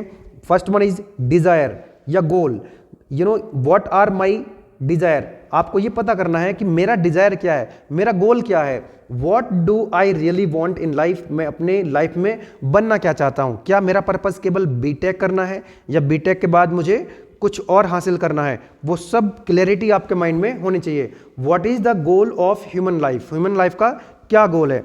अब ये जो आपका डिजायर है या जो आपका ये गोल है, उसको फुलफिल करने के लिए एक प्रोग्राम होना चाहिए कि भाई this is my desire, this is my goal, है ना। अब उस गोल को, उस डिजायर को मैं कैसे फुलफिल कर सकता हूं, तो इसके लिए आपके पास क्या होना चाहिए, एक प्रोग्राम होना चाहिए। व्हाट इज माई प्रोग्राम, या ह्यूमन बीइंग का एक प्रोग्राम होना चाहिए फॉर फुलफिलिंग द डिजायर। ये जो डिजायर है इसको कैसे फुलफिल करना है, अपने गोल को कैसे फुलफिल करना है, हाउ टू फुलफिल इट, कैसे फुलफिल कर सकते हैं, and what is the programme to actualise the above, इसको हम डिजायर को या गोल को कैसे एक्चुअलाइज करें, क्या हमारे पास क्या होना चाहिए, प्रोग्राम होना चाहिए। Now the process of self exploration, ये जो सेल्फ एक्सप्लोरेशन की बात कर रहे हैं हम लोग कि हम अपने को जाने कैसे, हम अपने अंदर झांक के कैसे देखें कि हमारे अंदर कौन कौन से बिलीफ हैं, हमारा थॉट प्रोसेस कैसा है, हम किस तरह से एक्ट करते हैं, किस तरह से रिएक्ट करते हैं, अपने बारे में जानना है। तो क्या प्रोसेस है इसका, the process of self exploration is follow. First one, तो first of all we have to keep in mind that whatever is being presented is a proposal, कि हमारे सामने जो कुछ भी प्रेजेंट किया जा रहा है वो एक प्रपोजल है। वो क्या है, एक प्रपोजल है। डोंट एज्यूम इट, मान लीजिए किसी ने आपको एक प्रपोजल दिया, कुछ भी कहा, आपको कोई बात बताई, तो ना तो आपको उसको एज्यूम कर लेना है कि वो ट्रू है इमीडिएटली, आपको ये नहीं कहना कि हाँ yes you are right, nor reject it without proper exploration. आपके सामने अगर कोई प्रपोजल है, ना तो उसको इमीडिएटली ट्रू मान लेना है और ना ही उसको इमीडिएटली रिजेक्ट कर देना है। विदाउट प्रॉपर एक्सप्लोरेशन, आपको एक्सप्लोरेशन करना है, अपने आप से पूछना है आपको, verify it in your own right, आपको अपने स्तर से सोचना है उसको, on the basis of it being naturally accepted to you, क्या नेचुरली वो आपके लिए एक्सेप्टेबल है, not just on the basis of scriptures, धर्म ग्रंथों के आधार पर आपको ये जज नहीं करना है ना, आपको अपने बेसिस पर सोचना है, आपको अपने अंदर से पूछना है कि जो प्रपोजल है ये मेरे लिए ठीक है नहीं है, not on the basis of equipment, आपको स्क्रिप्चर्स के बेसिस पे डिसाइड नहीं करना है, आपको इक्विपमेंट या इंस्ट्रूमेंट के डेटा पे डिसाइड नहीं करना है, not on the basis of assertions by other human being, बाकी लोग क्या कह रहे हैं उसके हिसाब से आपको जज नहीं करना है, ठीक है, आपको अपने हिसाब से जज करना है, ठीक है, चलिएगा, therefore it is essential to carefully ponder over these on your own right, आपको अपने हिसाब से करना है, neither accept these as true immediately nor reject them prematurely without proper exploration, proper exploration के बिना आपको किसी भी प्रपोजल को ना इमीडिएटली एक्सेप्ट करना है और ना ही उसको रिजेक्ट करना है। तो फिर क्या करें, कैसे करें, देन व्हाट टू डू, तो क्या करें, तो क्या करना है आपको, ध्यान दीजिएगा, verify on the basis of your natural acceptance, आपका जो नेचुरल एक्सेप्टेंस है उसके आधार पे आपको डिसाइड करना है, वेरीफाई करना है बेसिकली, उसके बाद आपको लीव करना अकॉर्ड, अब मान लीजिए आपने डिसाइड कर लिया, वेरीफाई कर लिया और आपने डिसाइड कर लिया, now live accordingly to validate it experientially, आपको फिर उसको एक्सपीरियंस करना है, if the proposal is true behaviour, if the proposal, भाई आपने क्या करा, आपने उसको नेचुरल एक्सेप्टेंस के बेसिस पे वेरीफाई कर लिया, ठीक है, फिर उसके बाद आप उसको जी रहे हैं अकॉर्डिंग टू वैलिडेट एंड उसको एक्सपीरियंस कर रहे हैं, ठीक है, if the proposal is true, जब आपने उसको अप्लाई किया लाइफ में, आपने ये पाया कि जो प्रपोजल है वो true in behaviour with human behaviour के साथ वो ट्रू है, वो ह्यूमन बिहेवियर के साथ ट्रू है, दैट मीन्स ये लीड कर रहा है म्यूचुअल हैप्पीनेस, वो म्यूचुअल हैप्पीनेस को लीड कर रहा है, और if the proposal is true in work with rest of the nature, अगर वो नेचर के साथ भी क्या कर रहा है, नेचर के साथ भी वो ट्रू पाया जाता है, सत्य पाया जाता है, इसका मतलब ये जो म्यूचुअल प्रॉस्पेरिटी को लीड कर रहा है, तो म्यूचुअल हैप्पीनेस और म्यूचुअल प्रॉस्पेरिटी को अगर वो लीड कर रहा है, दैट मीन्स, लेकिन अभी भी ये प्रोसेस आपका कंप्लीट नहीं हुआ है, but this process is not complete yet, अभी भी कंप्लीट नहीं हुआ, it will be completed when the verification on the basis of natural acceptance and testing in our living ultimately result in realization and understanding। अब क्या करना है, जो आपने नेचुरल एक्सेप्टेंस किया है, अब उसको आपने क्या करना है, रियलाइज भी करना है और उसको अंडरस्टैंड भी करना है, नेक्स्ट स्लाइड में ये बात आपको समझ में आ जाएगी। ऑन हैविंग रियलाइजेशन, जब आप रियलाइज कर लेंगे और अंडरस्टैंडिंग आपको हो जाएगी, जब आपको रियलाइजेशन हो जाएगा और अंडरस्टैंडिंग हो जाएगी, तो we get assurance, satisfaction and universally, फिर वो क्या है, हम एश्योर हो जाएंगे, हम सेटिस्फाई हो जाएंगे और वो एक्सेप्टेड होगा यूनिवर्सली। आप हर एक apply all the time, all time आप उसको अप्लाई कर सकेंगे, स्पेस में और इंडिविजुअल में, हर जगह हर टाइम आप उसको अप्लाई कर सकेंगे। तो ये डायग्राम अगर आप बना देंगे तो ज़्यादा अच्छा रहेगा, क्या रहेगा, तो इसी डायग्राम, ये जो मैंने आपको चीज़ें समझाई हैं बेटा, वो इस डायग्राम में दिखाया गया है। जैसे फॉर एग्जांपल आपको कोई प्रपोजल दिया गया है ना, प्रोसेस ऑफ सेल्फ एक्सप्लोरेशन, इस डायग्राम के माध्यम से आप एक बार फिर से समझिए। आपको मिला कोई प्रपोजल, तो आपने क्या करना है, उसको इमीडिएटली रिजेक्ट नहीं करना है, इमीडिएटली उसको एक्सेप्ट नहीं करना है, उसको वेरीफाई करना है। क्या करना है आपको, उसको पहले आपको वेरीफाई करना है on the basis of your natural acceptance, natural acceptance के बेसिस पे आपको उसको वेरीफाई करना है। Keep asking again and again what is my nature, मेरा नेचर क्या है, उसके हिसाब से आपको उसको वेरीफाई करना है, उसके हिसाब से आपको वेरीफाई करना है। आपने मान लो वेरीफाई कर लिया, अब आप उस प्रपोजल के साथ जीना स्टार्ट करें। अगर मान लीजिए behaviour with human leads to mutual happiness, अब जो मतलब ह्यूमन बिहेवियर के साथ अगर वो सत्य पाया जाता है, ट्रू पाया जाता है, दैट मीन्स वो म्यूचुअल हैप्पीनेस को लीड करेगा। और नेचर के साथ अगर वो सत्य पाया जाता है, ट्रू पाया जाता है नेचर के साथ, तो वो म्यूचुअल प्रॉस्पेरिटी को लीड करेगा। ठीक है, दोनों को अगर वो लीड कर रहा है तो अभी भी क्या नहीं है बेटा, वो प्रोसेस जो है सेल्फ एक्सप्लोरेशन कंप्लीट नहीं हुआ, अब क्या करना है आपको, रियलाइजेशन होगा, फिर अंडरस्टैंडिंग होगी, है ना। तो इन रियलाइजेशन की और अंडरस्टैंडिंग की टेस्टिंग होगी, और जब ये टेस्टिंग हो जाएगी तो आप एश्योर हो जाएंगे, सेटिस्फाई हो जाएंगे, और वो यूनिवर्सली एक्सेप्टेड होगा, अप्लाई टू ऑल, हर एक टाइम वो एप्लीकेबल होगा, स्पेस में होगा, और हर इंडिविजुअल के लिए वो क्या होगा, एप्लीकेबल होगा। So this is one of the most important topic का नाम क्या है बेटा, टॉपिक का नाम है सेल्फ एक्सप्लोरेशन। तो सेल्फ एक्सप्लोरेशन क्या होता है वो हमने समझ लिया, यहाँ पे प्रोसेस ऑफ सेल्फ एक्सप्लोरेशन हमने समझ लिया, देन उसके बाद हमने इस डायग्राम के माध्यम से चीज़ों को समझ लिया। अब एक चीज़ और यहाँ पर आ जाती है कि आवर प्री कंडीशनिंग में hinder the process of self exploration in the following way. मतलब ये कह रहा है कि अगर मान लीजिए पहले से हमारा कोई बिलीफ बना हुआ है, पहले से ही कोई प्री कंडीशन है, पहले से हमने कोई चीज़ मान रखी है, अब वो सही भी हो सकती है और वो गलत भी हो सकती है, अगर मान लो वो गलत होगी तो नुकसान कर सकती है। So we operate largely on the basis of environment, हम एनवायरनमेंट में जो है ऑपरेट कर रहे होते हैं, जीवन अपन जी रहे होते हैं, driven from the outside either from sensations और based on pre conditioning. Pre conditioning मतलब पहले से हमने कुछ मान रखा है, हमारे कुछ बिलीफ्स हैं। इफ आवर डिजायर्स और thoughts and expectations are based on pre conditioning, अगर मान लीजिए हमने क्या करा कि पहले से हमने जो है प्री कंडीशनिंग, पहले से हमने मान रखा है कि यार हमारे पास अगर एक महंगी कार होगी तो हमारा जीवन अच्छा होगा, तो कहीं ना कहीं नुकसान हो सकता है, यस और नो। इफ़ आवर डिजायर्स, जो हमारी इच्छाएं हैं या हमारे जो थॉट्स हैं, जो हमारी एक्सपेक्टेशंस हैं, वो बेस्ड हैं on pre conditionings, we are generally in the state of great confusion, तो हम ग्रेट कन्फ्यूजन में रहेंगे, हमें हमेशा कन्फ्यूजन ही रहेगा। And this leads to unhappiness, जिसके कारण अनहैप्पीनेस आ सकती है, मतलब दुखी हो सकता है इंसान। Conflicts and stress, conflicts disputes हो सकते हैं, स्ट्रेस आ सकती है, क्योंकि जो हमने मान रखा है तो जरूरी नहीं कि वो हमेशा क्या हो, सत्य हो। फॉर एग्जाम्पल कि वी हैव प्री कंडीशनिंग, हमको पहले से पता है कि good life means having a nice car. हमको मान लीजिए हम ऐसे कल्चर में हम बड़े हुए, ऐसी फैमिली में हम बड़े हुए कि हमको ये बताया गया कि अगर हमारे पास महंगी कार होगी तो हम खुश रहेंगे, हम मतलब जो है एक हम एक जो है हैप्पी पर्सन रहेंगे। तो ऐसा जरूरी नहीं कि अगर आपके पास महंगी कार है तो आप हैप्पी हैं कि आप खुश हैं, ऐसा जरूरी नहीं है। तो इस तरह की जो धारणाएं हैं प्री कंडीशन पे हमको नहीं जीना है, हमको लगातार जो है एक्सप्लोर करना होगा। हमको क्या होगा, एक्सप्लोर करना होगा। कई बार बचपन में बहुत सारी चीज़ें ऐसी बता दी जाती हैं कि बाद में पता लगता है कि वो सही नहीं है, और कहीं ना कहीं जब एक बार बचपन में कोई चीज़ बता दी जाती है, किसी बच्चे के अंदर इंस्टिल कर दी जाती है, उसके दिमाग में डाल दी जाती है, तो बाद में जाकर के उसके कॉन्सिक्वेंसेस भी काफ़ी ज़्यादा मतलब खतरनाक हो सकते हैं। ठीक है, चलिएगा आगे बढ़ते हैं।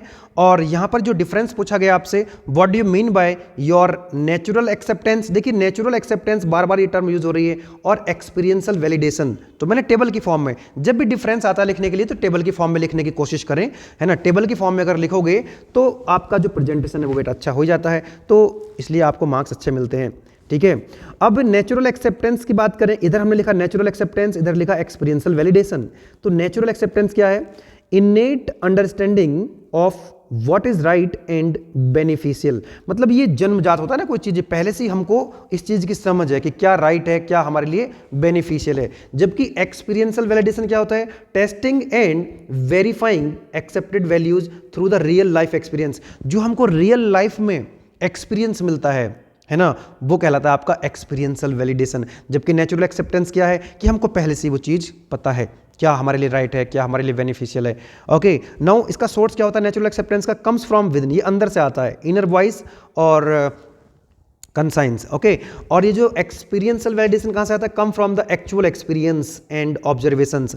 जो हमारा एक्चुअल एक्सपीरियंस होता है जब हम जीवन को जी रहे होते हैं, हमारे जो ऑब्जर्वेशंस हैं वहाँ से आता है। ये किससे इन्फ्लुएंस होता है natural acceptance, not dependent on the external factors like society और कल्चर। जो नेचुरल एक्सेप्टेंस होता है ये सोसाइटी पर डिपेंड नहीं करता है, ये कल्चर पर डिपेंड नहीं करता है। मतलब जो एक्सटर्नल फैक्टर्स होते हैं उसका इफेक्ट नेचुरल एक्सेप्टेंस पर नहीं आता है, ये आपके हैं, खुद के हैं। ये जो एक्सपीरियंशियल वैलिडेशन है depends on the real world applications and feedback. है ना, ये दूसरों पर भी डिपेंड करता है कि हम अलग अलग तरह के लोगों से मिलते हैं। कहीं हमको अच्छा लग, किसी के साथ एक्सपीरियंस अच्छा होता है, किसी का बैड एक्सपीरियंस होता है ना, आप समझ सकते हैं इस बात को भली भांति।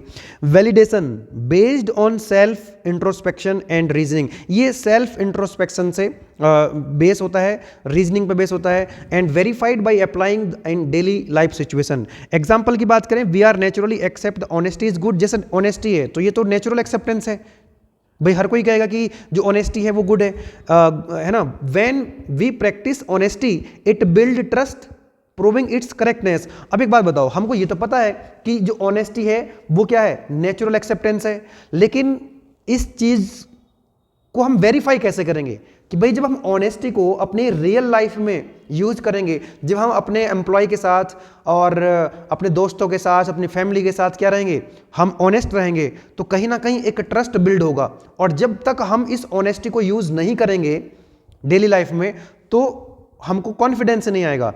तो ये एक्सपीरियंस का मतलब है कि उसको आपको यूज करना है, एक्सपीरियंस करना है उसको। आउटकम क्या है बेटा नेचुरल एक्सेप्टेंस का, प्रोवाइड्स इनर क्लैरिटी, आपके अंदर की क्लैरिटी पता लगती है, ऑन वैल्यूज और एथिक्स, आपके जो एथिक्स हैं, जो वैल्यूज हैं पता लगती है। और ये जो एक्सपीरियंस वैलिडेशन है, strength confidence in the right action, मतलब ये आपकी जो भाई आपके पास ऑनेस्टी तो है, जब तक आप उस ऑनेस्टी को यूज नहीं करोगे है ना, तब तक आपका कॉन्फिडेंस बिल्ड नहीं होगा। तो natural acceptance help us determine what is right. Natural acceptance से हमको हेल्प मिलती है कि हमको ये पता कर सकते हैं what is right, what is wrong for me. Experiential validation से क्या होता है, कंफर्म इट्स करेक्टनेस। जो नेचुरल एक्सेप्टेंस है उसकी करेक्टनेस चेक करता है कौन, हेल्प करता है कौन, experiential validation. Okay, when both align, जब ये दोनों अलाइन हो जाते हैं, we gain clarity and confidence, हमको क्लैरिटी भी होती है। मतलब अगर नेचुरल एक्सेप्टेंस भी है, एक्सपीरियंशियल वैलिडेशन भी है, तो नेचुरल एक्सेप्टेंस से हमको क्लैरिटी आएगी कि क्या सही है क्या गलत है, और एक्सपीरियंशियल वैलिडेशन से हमको क्या मिलेगा, कॉन्फिडेंस मिलेगा, है ना। आगे बढ़ सकते हैं। नेक्स्ट जो डिफरेंस पूछ लेता है आपसे, क्या पूछता है कि how values do differ from skills, जो वैल्यूज और स्किल्स हैं उनमें क्या डिफरेंस है, ठीक है। तो देखते हैं, इधर हमने लिखा वैल्यूज, इधर लिखा हमने स्किल्स। ध्यान देना कि values are fundamental principles that guide human behaviour, की जो वैल्यूज है हम पहले पढ़ के आ चुके हैं कि जो वैल्यूज हैं वो फंडामेंटल प्रिंसिपल्स हैं जो ह्यूमन बिहेवियर को गाइड करते हैं, ह्यूमन के बिहेवियर को गाइड करते हैं, एंड डिसीजन मेकिंग में हेल्प करते हैं, determining what is right, what is ethical, what is meaningful life, ठीक है। जबकि स्किल्स क्या है, स्किल्स आर लर्न एबिलिटीज और expertise that enable a person to perform specific task efficiently and effectively. मान लीजिए कोई चीज हमने सीख ली है, लर्न कर ली है, हम किसी चीज के एक्सपर्टाइज बन गए हैं, किसी स्पेसिफिक टास्क को हम बहुत फास्ट कर सकते हैं, वो स्किल डेवलपमेंट है। जैसे फॉर एग्जांपल आपने टाइपिंग सीख ली है, आप फास्ट टाइपिंग कर रहे हैं, तो वो क्या है, आपके अंदर स्किल है। आपने कोई लैंग्वेज सीख ली है, तो वो क्या है, आपका स्किल है।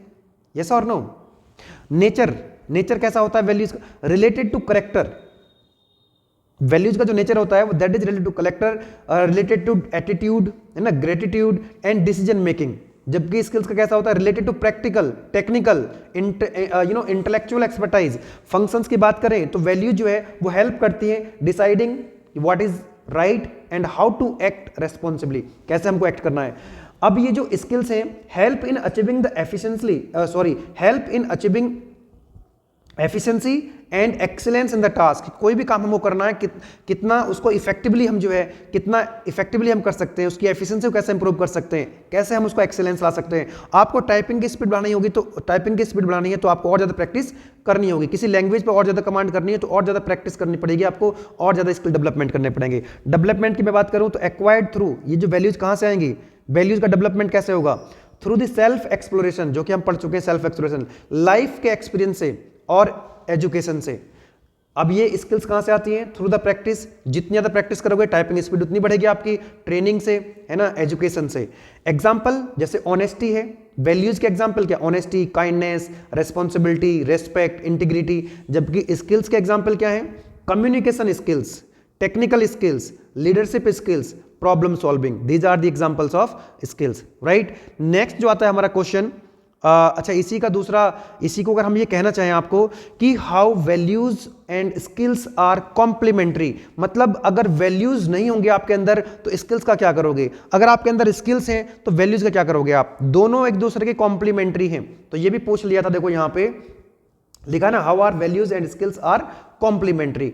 तो ध्यान देना कि एक दूसरे के बिना ये खराब हैं, दोनों जरूरी हैं।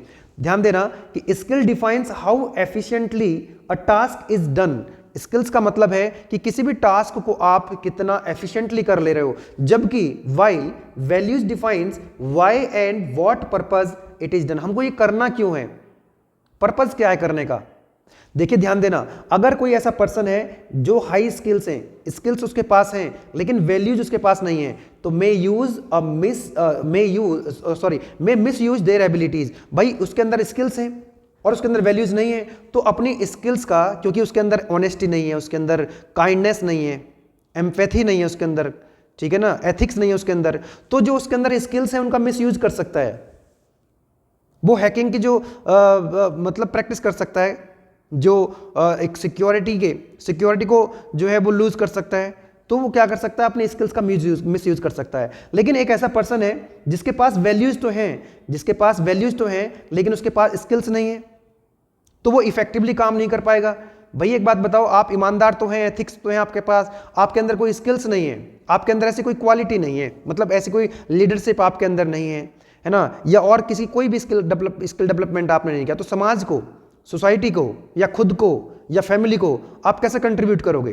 तो इसलिए दोनों का होना जरूरी है, ठीक है। जैसे फॉर एग्जांपल ऑनेस्ट है कोई, मान लीजिए कोई वर्कर है, ऑनेस्ट तो है लेकिन वो अनस्किल्ड है, ठीक है। So when values and skills are combined, value और स्किल्स अगर कंबाइन हो जाएं, they lead to ethical and effective action. अब वो एथिकल भी होंगे और वो इफेक्टिव भी होंगे, तो इसलिए जो है दोनों चीजें होनी चाहिए, स्किल डेवलपमेंट भी होना चाहिए और वैल्यू डेवलपमेंट भी होना चाहिए। एंश्योरिंग पर्सनल ग्रोथ, अगर आपके अंदर दोनों चीजें हैं, वैल्यूज भी हैं और स्किल्स भी हैं, तो पर्सनल ग्रोथ भी होगी एंड सोशल हार्मनी होगी एंड सस्टेनेबल डेवलपमेंट भी होगा। चलिए आगे बढ़ते हैं, और मेरे ख्याल से अब ये सेकंड लास्ट क्वेश्चन है, उसके बाद लास्ट क्वेश्चन आएगा हमारा और हमारा यूनिट जो है कंप्लीट हो जाएगी। चलिए समझते हैं कि what are the basic aspirations of human being, define and explain. तो ये आई थिंक पहले भी आया था क्वेश्चन, इस तरह समझ सकते हैं। एक तो हैप्पीनेस होता है बेसिक एस्पिरेशंस में, और भाई इंसान की तो बहुत सारी एस्पिरेशंस हो सकती हैं, ठीक है। जो बेसिक है वो कैसी है ना, आपकी क्या इच्छाएं हो सकती हैं भाई, आप सोच के देखना जरा। तो हैप्पीनेस और प्रॉस्पेरिटी। हैप्पीनेस क्या होता है, it is the continuous state of inner peace and contentment. आपके अंदर से आप खुश हैं, है ना, सुख है आपके जीवन में, है ना, कंटेंटमेंट, आप संतोष है आपके अंदर। प्रोस्पेरिटी क्या होती है, state of having sufficient resources to fulfil one's need. अपने नीड को पूरा करने के लिए हमारे पास सफिशिएंट रिसोर्सेज हैं, भाई मेरा एक बिजनेस है, एक सैलरी है, मतलब कुछ लोग बिजनेसमैन होते हैं तो वहां से उनकी अर्निंग हो रही होती है, कुछ लोग जो है सैलरी एम्प्लॉय होते, काम कर रहे होते हैं किसी कंपनी, तो वहां से अपनी नीड को पूरा कर रहे होते हैं। और कम से कम प्रॉस्पेरिटी तभी आएगी उसके अंदर जब वो कंट्रीब्यूट करे टू अदर्स वेलबींग, बाकी के लिए भी, वेलफेयर के लिए भी कुछ काम करे, तो वो क्या कहलाएगा, प्रॉस्पेरिटी, ठीक है। अब इसमें 2-3 टर्म और हैं, है ना, to be, to get and to become. इनका मतलब जरा समझिएगा, है ना, फर्स्ट लिखा to be, to get and to become. Meaning समझिएगा पहले इसका, to exist with inner harmony and happiness. To be का मतलब है to exist with inner harmony, कि उसके अंदर हार्मनी है और वो हैप्पी है। ये मोस्ट इंपॉर्टेंट है, ध्यान देना, ये क्या है, ये मोस्ट इंपॉर्टेंट है। हम टू बी की बात कर रहे हैं, मोस्ट इंपॉर्टेंट है, as it leads to the fulfilling life को फुलफिल करने के लिए ये बहुत इंपॉर्टेंट है। एग्जाम्पल की बात करें, living peacefully, maintaining good relationship, वो अच्छे से पीसफुली अपना जीवन जी रहा है, गुड रिलेशनशिप है, ठीक है। अब ये टू बी से आगे जाता है टू गेट। टू गेट का मतलब है to acquire material resources and possessions. ये नीडेड तो है भाई, टू गेट क्या, ये नीडेड तो है, but should not be only goal. केवल आपका यही गोल नहीं होना चाहिए कि मेरे को कुछ क्या करना है, एक्वायर करना है मटेरियल रिसोर्सेस, मेरे को जो है धन संपत्ति ये सब कमाना है, लेकिन साथ के साथ आपको ध्यान रखना है कि हार्मनी को कंप्रोमाइज नहीं करना है। देखो एग्जांपल के तौर पर लिखा है, harmony earning money for a comfortable life but not at the cost of values. आपको अपनी वैल्यूज को कंप्रोमाइज करके आपको जो है कमाई नहीं करनी है, वैल्यूज का भी ध्यान रखना है। लास्ट में आता है to become, to achieve status, recognise and success. मतलब देखो मैं दोबारा से आपको बता रहा हूं, ध्यान दीजिएगा तीनों में क्या डिफरेंस है, तीनों में क्या डिफरेंस है, जरा ध्यान से ऑब्जर्व करो, जरा ध्यान से ऑब्जर्व करो।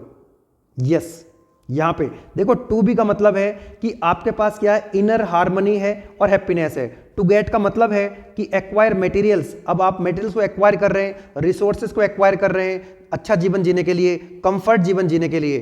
टू बिकम का मतलब है अब आपके पास इनर पीस भी है, आपके पास हैप्पीनेस भी है और आपके पास रिसोर्सेज भी हैं। To become, to achieve the status, आपको अब स्टेटस चाहिए, आपको फेमस होना है ताकि लोग आपको रिकॉग्नाइज करें, आपको सक्सेस होना है, ठीक है ना। लेकिन ध्यान रखना कि टू बिकम तभी सही रहेगा जब आपके पास टू बी हो, टू गेट भी हो, मतलब इनर पीस हो, हार्मनी हो और आपके पास फिजिकल रिसोर्सेस भी हो, ठीक है ना। वही चीज लिखी गई है, becoming a successful doctor, becoming a successful doctor and serving the society. तो ये सारी चीजें आ गई ना इसके अंदर कि भाई आपको एक स्टेटस मिल गया कि आप एक सक्सेसफुल डॉक्टर बन गए, आपको एक स्टेटस मिल गया, आपको एक पहचान मिल गई, ठीक है। लेकिन आप सोसाइटी को सर्व कर रहे हो, है ना, उनकी सेवा कर रहे हो, इलाज कर रहे हो, तो ये सारी चीजें इसके अंदर आ गई है। तो हम ये कह सकते हैं बेटा कि जो टू बी है ना, टू बी ये मोस्ट इंपॉर्टेंट है, सबसे ज्यादा इंपॉर्टेंट ये है, इसके बिना ये बाकी दो बेकार है। और ये टू गेट है, ये नीडेड है। नीडेड मतलब आपके पास कुछ रिसोर्सेज तो होने चाहिए ना आपको जीवन जीने के लिए, ठीक है। और ये इंपॉर्टेंट है, मतलब आपको स्टेटस तो चाहिए, आपको पहचान तो चाहिए, ठीक है ना। तो सबसे पहले आपको ये पूरा करना है फर्स्ट वाला, फिर सेकंड वाला और फिर थर्ड वाले पे जाना है आपको। चलिए अब आगे बढ़ते हैं। नेक्स्ट क्वेश्चन आता है बेटा आपका, what are the requirements to fulfil the basic human aspirations. ये जो हमने ह्यूमन एस्पिरेशंस की बात करी, उनको फुलफिल कैसे करना है, उनको फुलफिल कैसे करना है। Explain the basic requirement for fulfilment of human aspirations, write down the concept of for, ये जो आपका पहले भी मैंने आपको भी बताया था, दिस वन, एक सेकेंड, है ना, इसके बारे में पहले भी आपको बता चुका हूं, 4 टाइम्स एस का क्या मतलब होता है। तो चलिए समझते हैं। सो ध्यान देना कि three things are needed in order to fulfil the basic human aspirations. ये जो बेसिक ह्यूमन एस्पिरेशंस हैं उनको फुलफिल करने के लिए आपको 3 चीजों की जरूरत है। 3 things, 1 right understanding, second one right relationship and third one physical facilities. Right understanding का क्या मतलब है, राइट अंडरस्टैंडिंग का क्या मतलब समझिएगा, having clarity about one self. Individual को, आपको अपने बारे में क्लैरिटी होनी चाहिए, रिलेशनशिप की क्लैरिटी हो, सोसाइटी के बारे में क्लैरिटी हो, नेचर के बारे में क्लैरिटी हो। It involves self awareness, knowledge, wisdom to make responsible and ethical decisions. भाई आप रेस्पॉन्सिबल हो और आप एथिकल डिसीजन ले सकते हो, तो इसकी अंडरस्टैंडिंग आपको होनी चाहिए। कोई फैसला अगर आप लेने जा रहे हो तो वो फैसला एथिकल होना चाहिए, इसकी समझ आपको होनी चाहिए, आपको समझना है चीज़ों को, राइट अंडरस्टैंडिंग आपकी होनी चाहिए। देन आता है right relationship, maintaining harmony in human interaction, क्योंकि हर इंसान इंसानों के साथ इंटरेक्ट करता है, फैमिली के साथ इंटरेक्ट करता है, ठीक है ना, फ्रेंड्स के साथ इंटरेक्ट करता है, सोसाइटी में इंटरेक्ट करता है, एनवायरमेंट में, नेचर में इंटरेक्ट करता है। This includes the mutual respect, trust and cooperation. In family member के साथ कोऑपरेशन होना चाहिए, सोसाइटी के साथ, वर्ल्ड के साथ कोऑपरेशन होना चाहिए। और जो थर्ड वन आता है दैट इज फिजिकल फैसिलिटीज। तो सबसे पहले आपको सही समझ होनी चाहिए, आपकी रिलेशनशिप्स राइट होनी चाहिए। नेक्स्ट आता है आपका फिजिकल फैसिलिटीज, फिजिकल फैसिलिटीज भी होनी चाहिए। मीटिंग मटेरियल नीड्स, मटेरियल्स के नीड है, भाई फूड चाहिए आपको, शेल्टर चाहिए रहने के लिए, हेल्थ केयर चाहिए आपको, फाइनेंशियल स्टेबिलिटी आपको चाहिए, and these are necessary for survival, कि सर्वाइवल के लिए ये सारी चीजें चाहिए होंगी हमको, एंड कंफर्टेबल लाइफ, लाइफ को कंफर्ट करने के लिए, but should be balance with first two. ये जो फर्स्ट टू हैं इनको बैलेंस करते हुए, भाई केवल और केवल आपको क्या कि धन इकट्ठा कर लिया, खाने के लिए कोई दिक्कत नहीं, रहने के लिए आपके पास बहुत बड़ा घर है, लेकिन आपकी राइट अंडरस्टैंडिंग नहीं है, आपकी राइट रिलेशनशिप नहीं है, तो फिर वो बेकार हो जाएगा। तो फिजिकल फैसिलिटीज तभी अच्छी है जब आपके पास राइट अंडरस्टैंडिंग हो, राइट रिलेशनशिप हो। मान लीजिए कोई एक बहुत बड़ा घर है ना, बहुत बड़ा घर है, 4-5 बीघा में उसका घर बना हुआ है, लेकिन उसकी फैमिली के साथ नहीं बनती है, घर के अंदर जो लोग रहते हैं आपस में किसी की बनती नहीं है, तो उस घर का कोई फायदा नहीं है। तो इसीलिए कहा गया कि achieving these 3 aspects lead to holistic human wellbeing. अगर ये तीनों चीजें मिल जाएं तो एक होलिस्टिक ह्यूमन बीइंग डेवलप होगा, है ना। लीड करेगा किसको? होलिस्टिक मतलब पूरा समग्र जो इंसान का कल्याण होगा तभी हो पाएगा। By ensuring harmony within individual में हार्मनी होगी, जो इंडिविजुअल होगा वो भी शांत, उसके अंदर भी शांति रहेगी, है ना। और इन रिलेशनशिप यानी कि सभी के साथ, एनवायरमेंट के साथ, फैमिली के साथ, सबके साथ क्या रहेगी? हार्मनी रहेगी। Now what is concept of 4 times of S? इसका मतलब है साधन संपन्न सुखी समृद्ध। देखिए साधन का क्या मतलब होता है? रिसोर्सेस, आपके पास जो रिसोर्सेस हैं, means required to achieve the wellbeing. संपन्न का मतलब है प्रोस्परस, है ना। हैविंग एडिकेट मटेरियल्स, आपके पास इतने मतलब आपके पास इतना मटेरियल्स, इतना संसाधन आपके पास होने चाहिए, है ना, कि या नॉन मटेरियल्स वेल्थ आपके पास होना चाहिए ताकि आप दूसरों को भी मदद कर सकें। सुखी मतलब आप happy, content and emotionally fulfilled होने चाहिए। समृद्धि मतलब है कि आपका इकोनॉमिकली एंड सोशली प्रोस्पेरस हो। नेक्स्ट, तो दिस कॉन्सेप्ट जो है, ये कौन से कॉन्सेप्ट की बात हो रही है? साधन संपन्न सुखी समृद्ध, जो 4 टाइम्स एस का कॉन्सेप्ट है, कॉन्सेप्ट हाईलाइट करता है holistical development of individuals and society. Individual और सोसाइटी का जो हॉलिस्टिक डेवलपमेंट है उसको हाईलाइट करता है।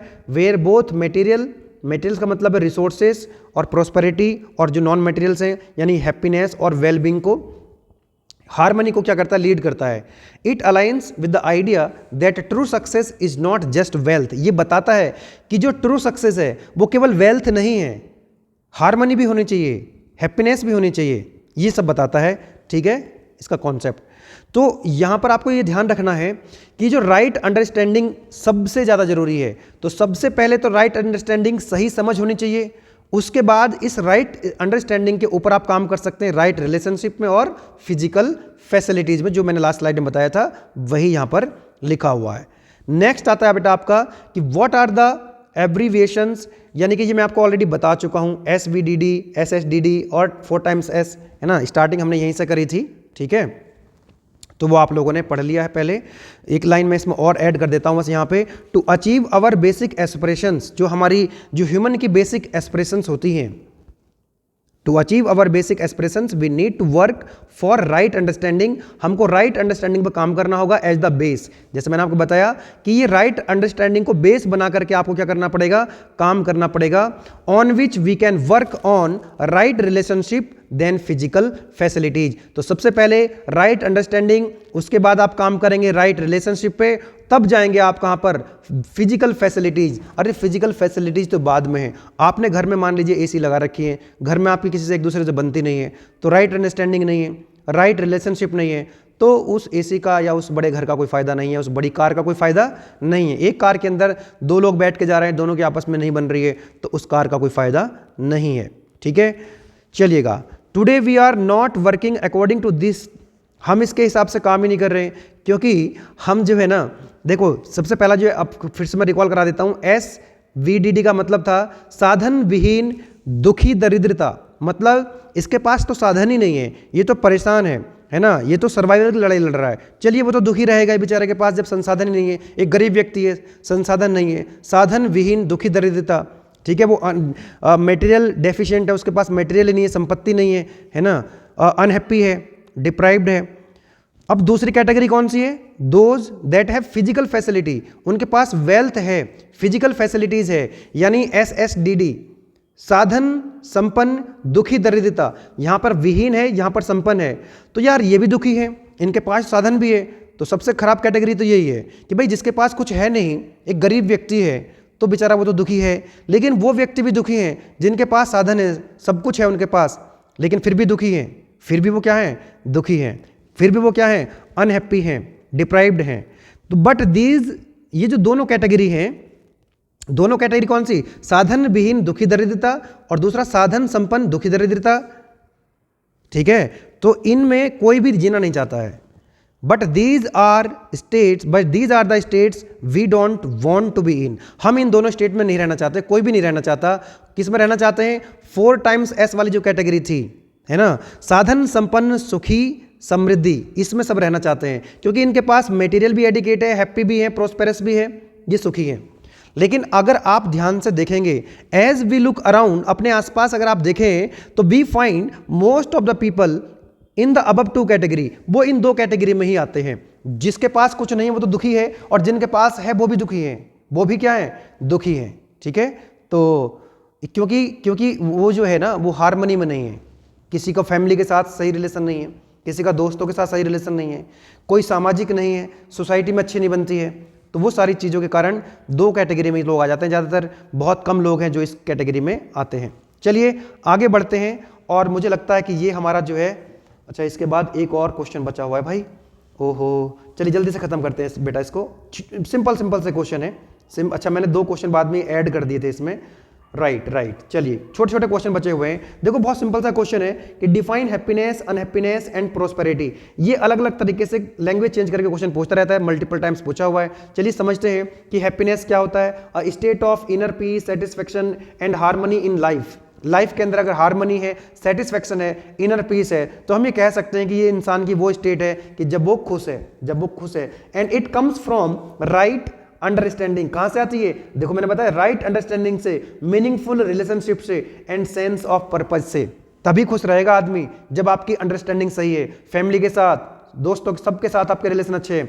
अनहैप्पीनेस का मतलब है a state of mental distress, dissatisfaction और suffering, often caused by the conflicts, disputes की वजह से आती है, अनफुलफिल्ड डिजायर की वजह से आती है, lack of inner harmony. Now what is prosperity? Prosperity का मतलब है the state of having more than enough resources to meet the physical and material needs. हम अपनी नीड को पूरा कर सकें और साथ ही साथ क्या कर सकें? ट्रू प्रोस्पेरिटी का मतलब है it also includes the ethical and sustainable resource management. मतलब दूसरों की भी सहायता करें और इस तरह से हम चीज़ों को यूज़ करें कि वो सस्टेनेबल डेवलपमेंट हो, कि हम चीज़ों को इस तरह से केवल अपने फायदे की ना सोचें, आने वाली जनरेशन के बारे में भी सोचें। सस्टेनेबल मैनेजमेंट होना चाहिए, जो रिसोर्सेस हैं उनका सस्टेनेबल जो है यूज होना चाहिए। ठीक है। हैप्पीनेस एंड प्रोस्पेरिटी में क्या कनेक्शन है कि prosperity ensures the material wellbeing which can contribute to happiness. मतलब प्रोस्पेरिटी में से हैप्पीनेस आ सकती है, yes, but happiness is not solely dependent on the prosperity. जो हैप्पीनेस है वो केवल और केवल प्रोस्पेरिटी पर डिपेंड नहीं करती है, और भी चीजों पर डिपेंड करती है। क्या can happiness B obtained without prosperity? क्या बिना प्रोस्पेरिटी के हैप्पीनेस आ सकती है? क्या बिना प्रोस्पेरिटी के हैप्पीनेस आ सकती है? यस, आ सकती है। Yes, it is possible if a person has inner peace. अगर इनर पीस है किसी पर्सन के अंदर, उसकी स्ट्रॉन्ग रिलेशनशिप है और उसकी मेंटल स्टेबिलिटी है, तो उसके अंदर क्या है कि वो बिना प्रोस्पेरिटी के भी हैप्पीनेस ला सकता है।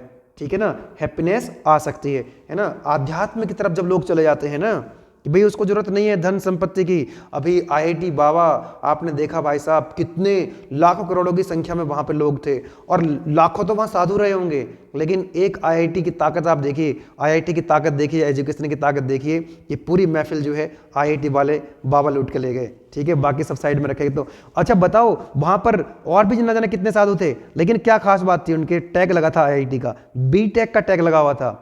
तो that is the power of education. Difference between human and animal consciousness, ये एक बार क्वेश्चन पूछ लिया गया था। ह्यूमन कॉन्शियसनेस इधर लिखा हमने, और एनिमल कॉन्शियसनेस हमने इधर लिखा है। तो हमने कुछ पैरामीटर्स लिए हैं जिससे हमने कंपेयर करा इसको। तो सेल्फ अवेयरनेस की बात करें तो जो ह्यूमन कॉन्शियसनेस होती है वो हाईली सेल्फ अवेयर होते हैं। ठीक है, कैन थिंक, वो थिंक कर सकते हैं, सोच सकते हैं अबाउट ऑन थॉट्स, है ना, अपने उनके अंदर विचार होते हैं। और जबकि जो एनिमल्स होते हैं ये लिमिटेड, इनके अंदर जो मतलब सेल्फ अवेयरनेस होती है बहुत ही कम होती है या फिर नहीं होती है। जैसे डॉल्फिन है तो डॉल्फिन में भाई उसके अंदर जो है सेल्फ अवेयरनेस होती है। कुछ ऐसे हो सकते हैं एनिमल्स जहां पर सेल्फ अवेयरनेस हो लेकिन कम होती है। फ्यूचर प्लानिंग की अगर हम बात करें तो ये प्लान कर सकते हैं, जो इंसान है, जो ह्यूमंस हैं, वो प्लान कर सकते हैं और विजुलाइज कर सकते हैं। जो प्लान उन्होंने बनाया है उसकी कल्पना कर सकते हैं, उसको विजुलाइज कर सकते हैं, जबकि ये प्रेजेंट में जीते हैं। जो एनिमल्स हैं ये प्रेजेंट में जीते हैं, ये कोई फ्यूचर प्लान नहीं बना सकते और जो है ये प्रेजेंट में जीते हैं। डिसीजन मेकिंग की बात करूं तो ये लॉजिक का यूज करते हैं, इमोशंस का यूज करते हैं, एथिक्स का यूज करते हैं डिसीजन मेकिंग में, जबकि इंस्टिंक्ट होते हैं बेस्ड ऑन द डिसीजन। मतलब जो इनका जन्मजात जो इनका होता है कि भाई जैसे एक बकरी है तो बकरी का बच्चा भी उसकी तरह सोचेगा, तो ऑलरेडी जो इंस्टिल्ड होते हैं ये उसी की तरह से सोचते हैं। ठीक है। लैंग्वेज, अब देखिए जो इंसान है अलग अलग है, इंसान का सोचने का तरीका अलग अलग हो सकता है, लेकिन जैसे एक कैटेगरी है बकरी है, गाय है, तो वो एक ही तरह से सोच पाएंगी ना। लैंग्वेज की अगर हम बात करें तो यहाँ पर ये कॉम्प्लेक्स लैंग्वेज का यूज कर सकते हैं with grammar and abstract ideas, जबकि जो एनिमल्स हैं ये साउंड का यूज करते हैं, है ना, गेस्चर्स का यूज करते हैं, सिग्नल्स का यूज करते हैं। ठीक है ना, जैसे तोता है साउंड का यूज करता है, और भी बहुत सारे जंतु आपने जैसे एलिफेंट है ना, कुछ लोग अपने जो है इशारों का यूज कर सकते हैं, साउंड का यूज कर सकते हैं। ठीक है, चलिएगा। जैसे भेड़िए होते हैं तो भेड़िए कम्युनिटी में चलते हैं तो वो अपनी आंखों से इशारा करते हैं एक दूसरे को।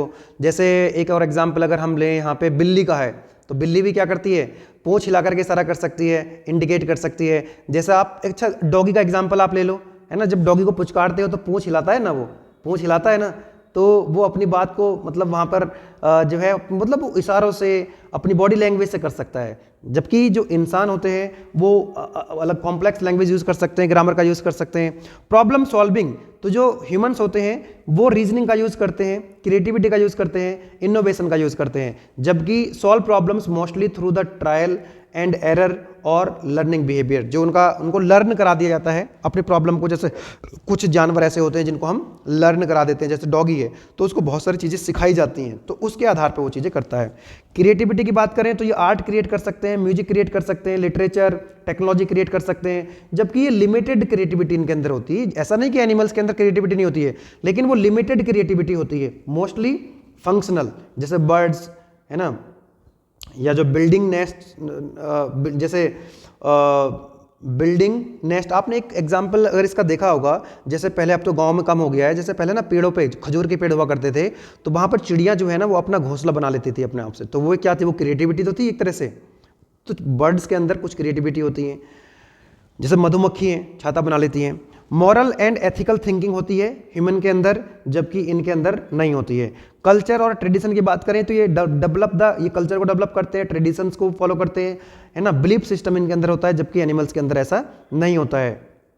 ठीक है, 3-4 पॉइंट्स और लिखे हुए हैं, तो आप पढ़ना चाहें तो इनको भी पढ़ सकते हैं। लास्ट क्वेश्चन है हमारी यूनिट नंबर 1 का, तो what are the 4 levels of our living, explain them. तो ये 4 लेवल्स होते हैं, living in myself, living in family and living in society, living in nature, ये 4 लेवल हैं। तो फर्स्ट वन अगर हम बात करें लिविंग इन माई सेल्फ का मतलब है, ध्यान देना, the concept of 4 levels of living focus on holistical human existence.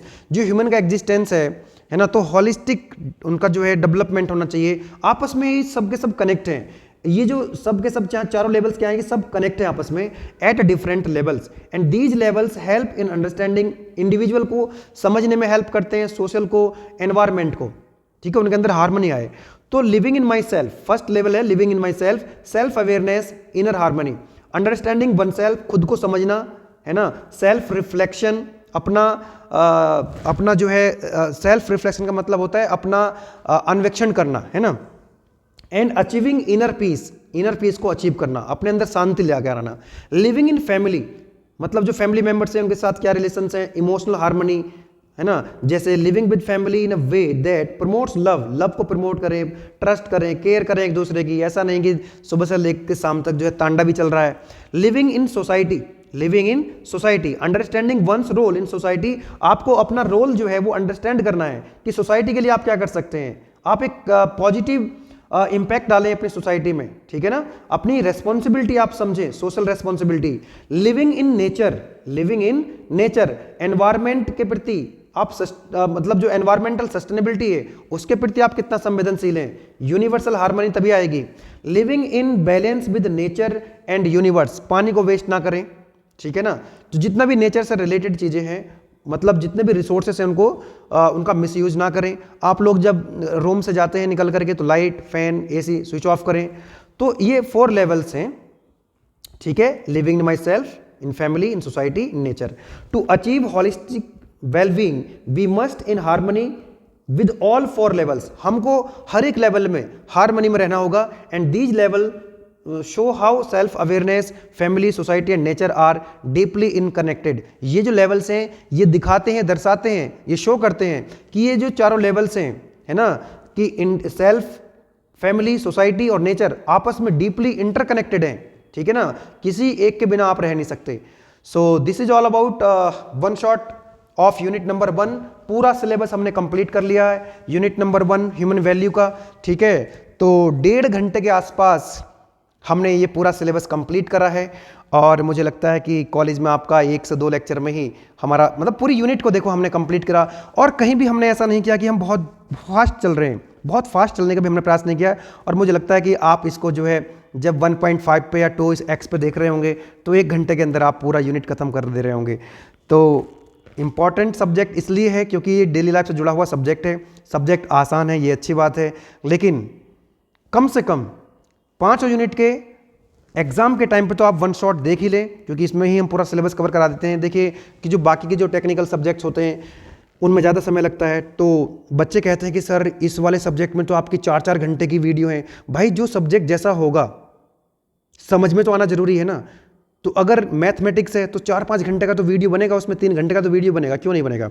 Human value है 1.5 घंटे में खत्म कर दिया, कोई यूनिट 1 घंटे में भी हो सकती है। तो depending on the subject, depending on the length of the unit, वो लेंथ डिसाइड होती है ना, वो अपने हाथ में नहीं होता है।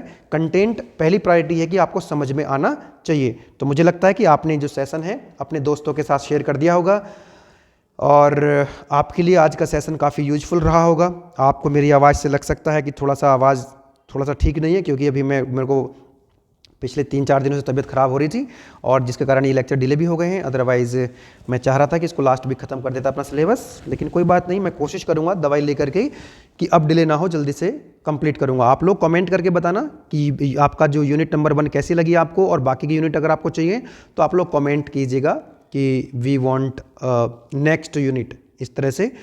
और जो भी आपके सजेशंस हैं, जो भी आपका फीडबैक है, आप मुझे ज़रूर शेयर कर दीजिएगा कमेंट बॉक्स में। वीडियो को आप अपने दोस्तों के साथ शेयर कर दीजिएगा, अपने जो क्लासमेट्स हैं, जो बैचमेट्स हैं, ठीक है। क्योंकि जब आपके कमेंट्स आते हैं तो आपके कमेंट से, आपके लाइक से जब आप शेयर करते हैं वीडियो को तो हमको एनर्जी मिलती है, ठीक है ना। और ये पता लग जाता है उसमें जब बच्चे शेयर करते हैं यूट्यूब एनालिटिक्स में, तो काफ़ी स्टूडेंट्स हमारी वीडियो को शेयर करते हैं, कंटेंट उनको अच्छा लगता है। तो सभी से मेरी अपील है, रिक्वेस्ट है कि बेटा आपको 10 सेकंड लगेंगी, आप लाइक कर दीजिएगा, चैनल को सब्सक्राइब कर लीजिए नहीं किया तो, और हम मिलेंगे आपको जल्दी नेक्स्ट वीडियो में। Thank you and wish you very all the best for your examination.